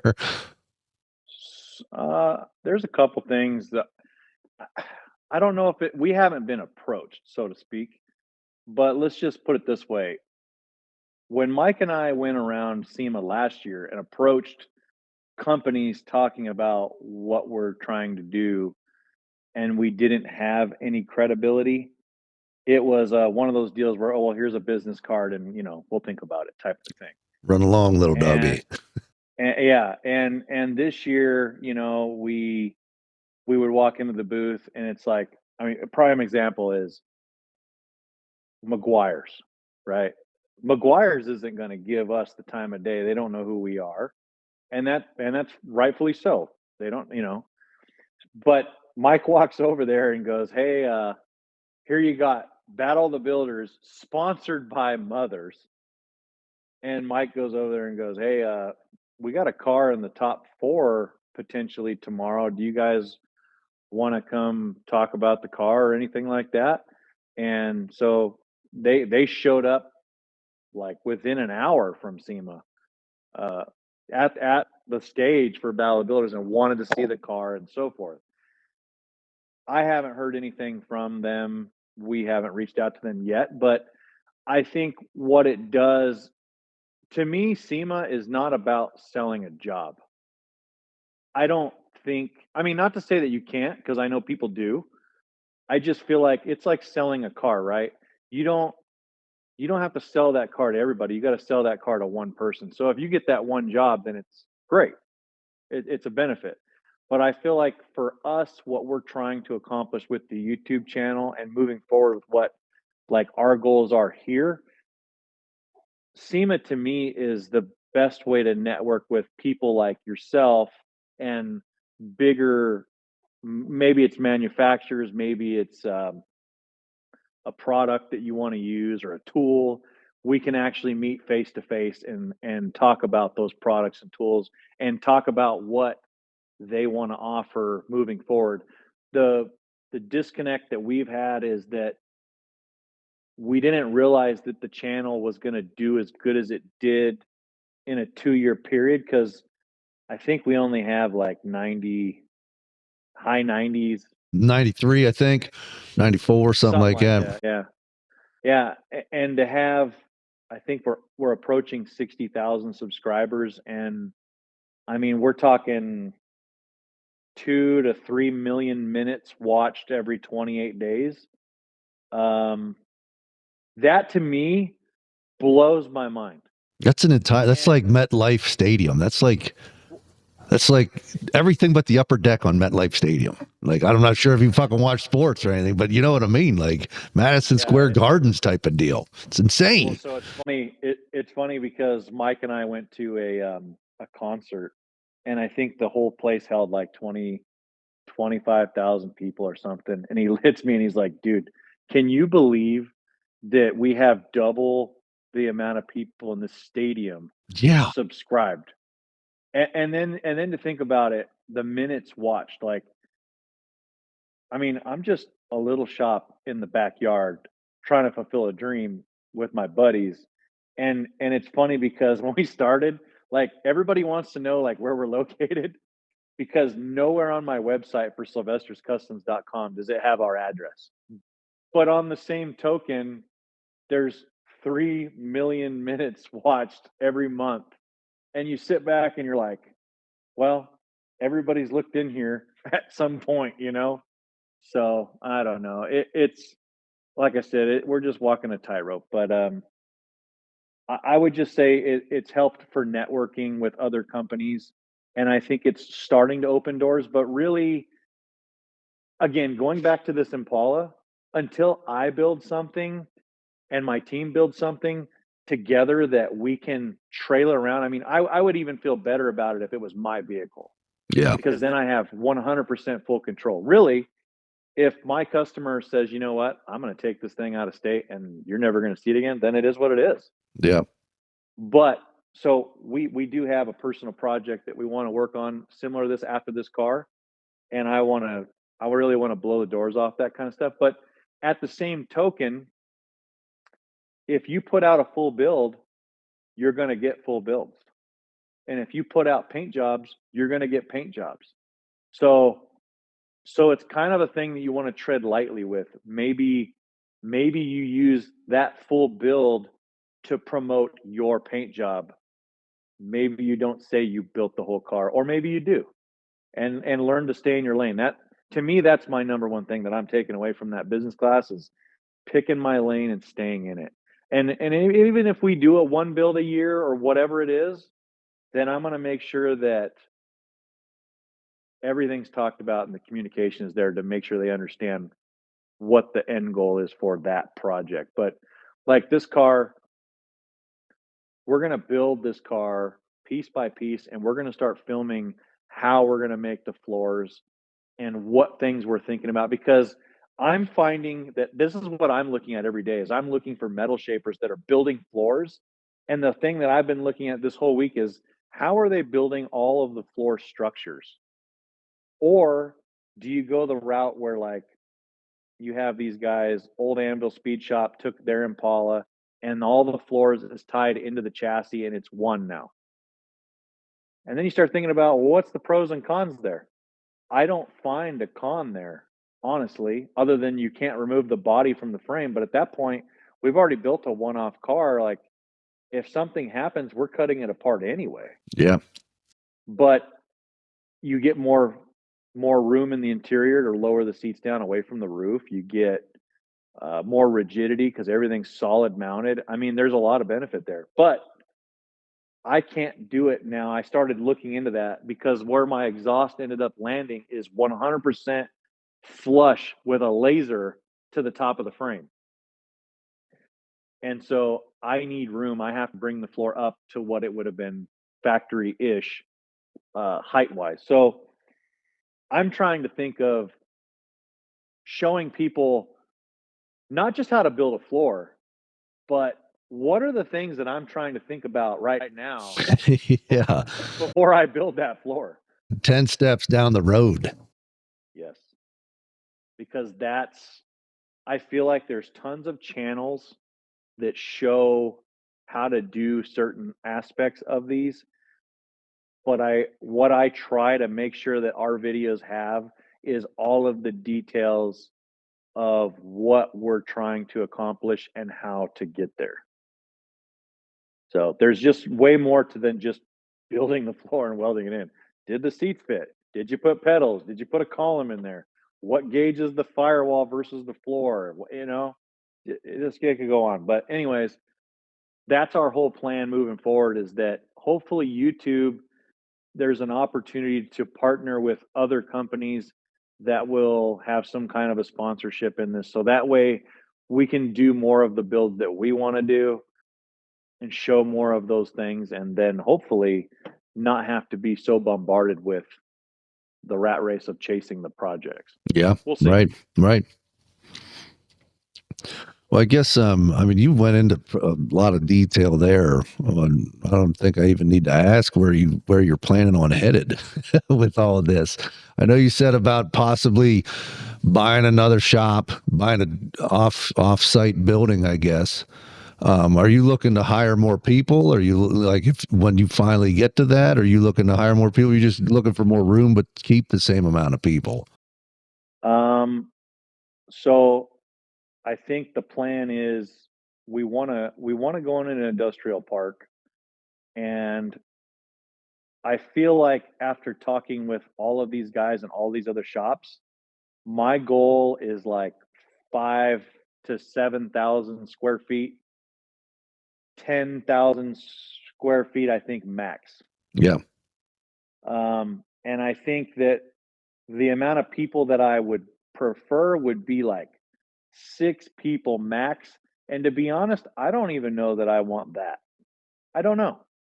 I mean, I think it would take the right group. Like if I had 6 Mike and Javis, then yeah. Yeah. Right. Right. But it's so hard to find guys that want to go. And well, let me put it this way.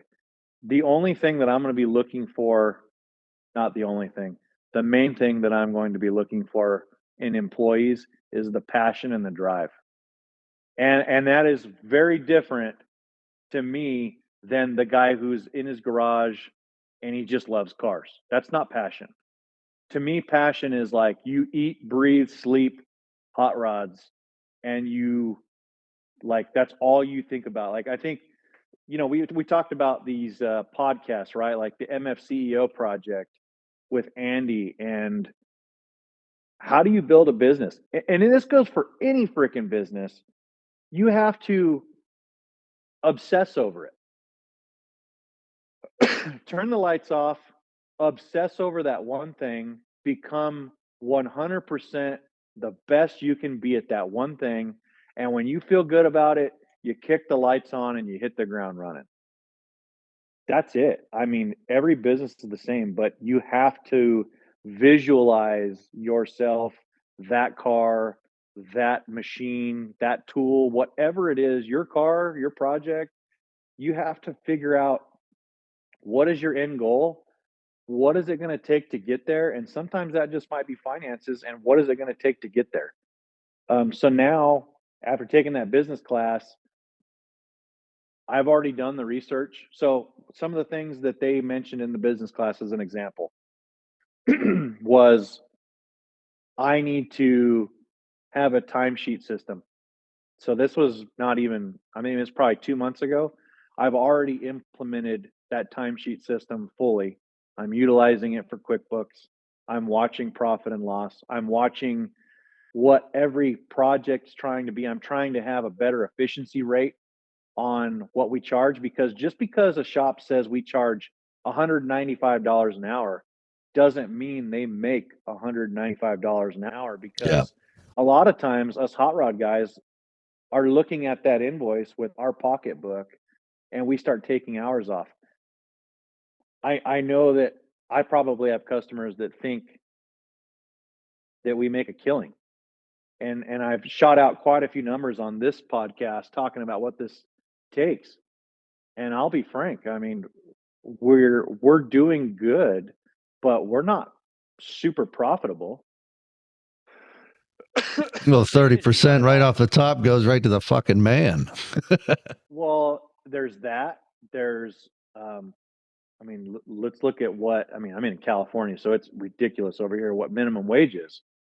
But to have a quality guy, it's not uncommon to have an employee that's 30 to 50 and up an hour. Right, right. So here I am, just know, I'm not making a freaking killing off of my guys. I'm making enough to get by and we grow slow. My whole thing is I'm trying to be playing with some of the big boys here and I used to look at it as well, I don't have the overhead, I can't charge that. And they told me, well, if your car's sitting next to their car and you can't tell the difference, what does it matter? He goes, how are you going to grow out of your space at home? Well, you're right. If Yeah. I'm charging what I'm charging, I can't grow. Mm-hmm. So I have a few customers that I'm raising the price a little bit January 1. And every new customer, the prices are going to go up because we're just not growing. Like we can't, I got to like really plan out air conditioning for Pete's sake. So Yeah, right. that's kind of the plan. But yeah, I want to buy anywhere between 5 and 10,000 square foot industrial building. And I don't even know that I want to put the hot rod shop in the whole thing. I'm almost thinking it makes more sense to sub out a section of it so I have some kind of residual income. Yeah, So I'm right. not eating That's the entire bit of that. But yeah, I definitely I don't even know that it's going to be in this state, to be completely honest. fuck. Put an interior guy over there. Have him rent the space. Use him when you It's can. funny. That's exactly what Rob is doing. He's building another shop, and his interior guy's coming in house. Mm-hmm. So yeah, I'm trying to think of all aspects of it. I would like to get to a position. Hopefully, YouTube is going to help that. Yeah. And the thing is too, if people are watching this, like we'll be consistent for 6-8 months. Every week we were putting out a video there for a bit. Yeah. And then we got hit with the willies. And so like Mike and I, people don't understand. We sit down and we haven't the last 4 months, 5 months. Every month we sit down, we have a meeting, and we talk about what's trending, what's people want to see, what are the questions people are asking, and we actually try hard to answer those questions or go with a video in the direction of, because what people don't understand is that when you post a video on YouTube, what you talk about in that video is used against your keywords. So when you're putting in your keywords for your video, like, and I'm talking about this very surfacey, because really Mike is the one who has spearheaded all of that research. He has done so much research with YouTube about thumbnails, font color. Oh, fucking shit. What gets your eyes? Your How thumbnails long are do you- good, man. I'll give you that. Your thumbnails are kick ass, dude. That's all Mike. So Props to him. like, down to the nitty gritty, like, we're looking at the stats. When do people dive off? When do they quit watching? Yep. What did I say? Because believe it or not, like, you know, we pop off with an occasional cuss word, but there is a good amount of people that as soon as they hear a cuss word, they bounce off and whatever. And then you have like, again, this is extremely surfacey, but if you think about it, the technology with AI, it can be watching this video that goes up on YouTube. And if people are commenting, this is just a real simple example. If people are commenting and the comment words match what we said in the video, it's going to basically read the video as this is an accurate video. People are responding, people are watching it, and then it's going to kick it to the masses. Nice.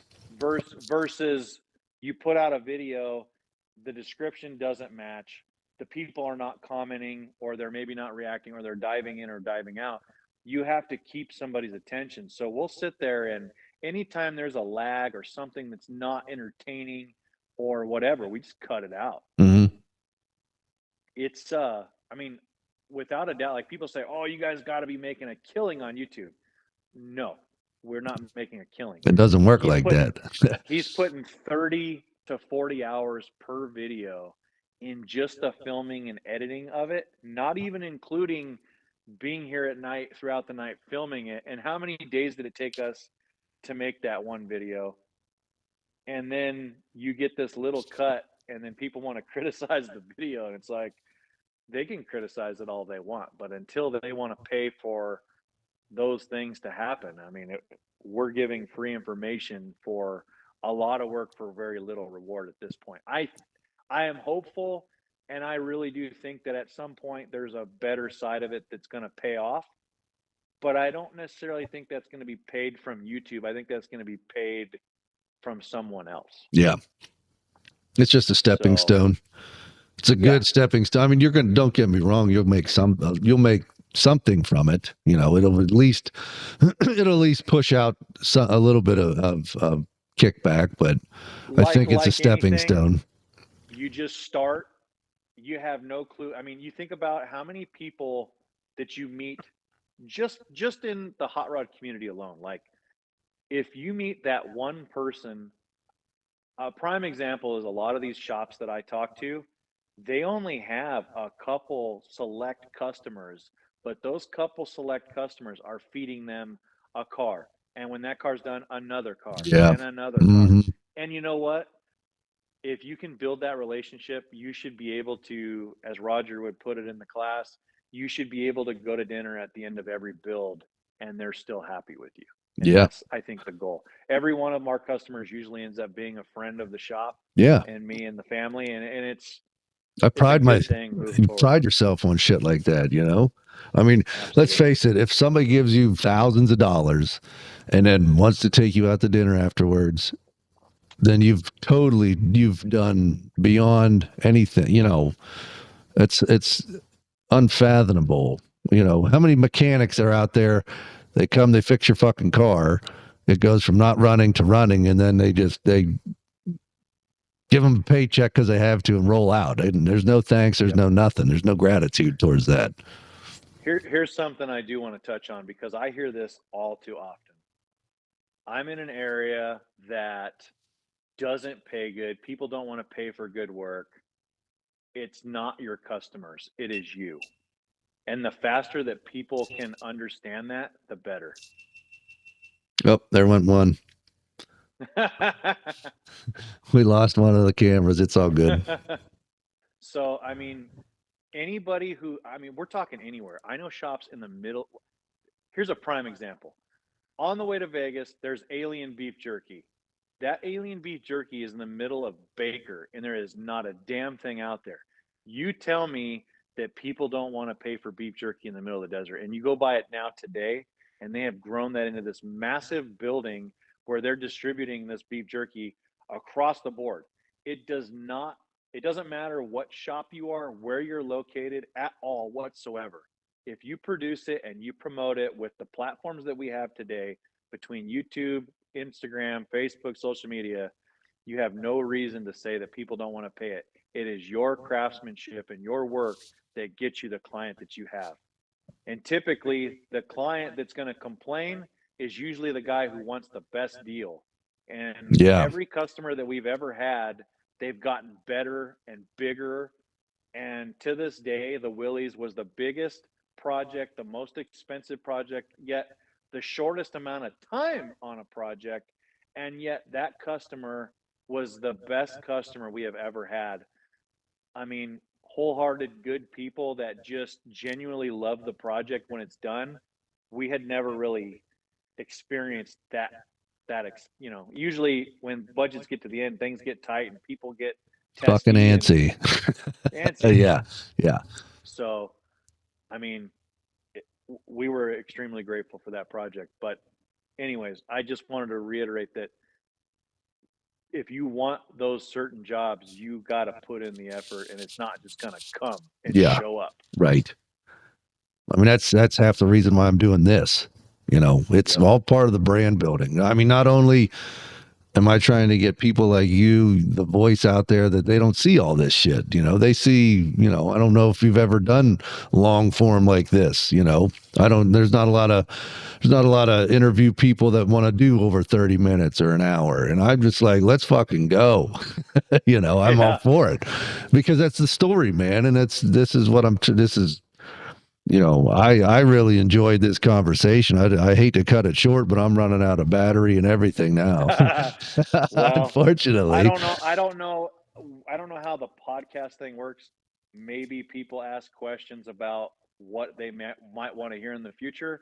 And if you guys want to have me back to talk about whatever different subjects, I am all game. So. Oh hell, we can do a monthly one with you on this, man. Because like we can talk for a while. I feel like we're kind of parallel universes when it comes to, you know, just from where you came from, your mentality, what you've been doing, you know, the people that you've been following is kind of like, you know, you're 3 hours away, but I feel like, well, 3 hour difference, I should say. You're like fucking, that's a day and a half to drive out to you, I think. But no, where can people find you at if they haven't been able to figure it out by now? Well, Sylvesters Customs, and it's Sylvesters with an S, not Sylvester, because I get that a lot. But SylvestersCustoms.com is our website if people are interested in any classes. So we will update that website periodically. Right now, we only have the January class, but we will be having more this year once I can hold my wife down to some dates. However, if people actually send me an email through the website and ask to be put on a waiting list or on a list to be reached out for when we have upcoming classes, I do that as well. But Sylvesters Customs on Instagram, Facebook, YouTube are the main platforms. I don't do the TikTok. I got enough things to juggle. Right. Well, no, that's awesome. Yeah, again, thank you so much for being on here. I appreciate it, man. I wish these we went through quite a bit of battery power here on this, and I think it was well worth it, man. I loved it. I'm looking forward to be asked. Yeah, I'm honored to have you on here. I'm grateful, man. It was great getting to know you more. You know, if you haven't realized listening to this what type of individual you're dealing with, just start over. Because I mean, exactly, you know, honest, genuine, the quality of craftsmanship's there, and I mean, I can't I can't give this guy any more credit than he already deserves. So I just want to say thank you so much, and until next time, ladies and gentlemen, another plug for I.B.F.HotRods, another plug for Sylvesters Customs, and we'll talk to you next time. Thanks again, man. Take care. Yep. Take care.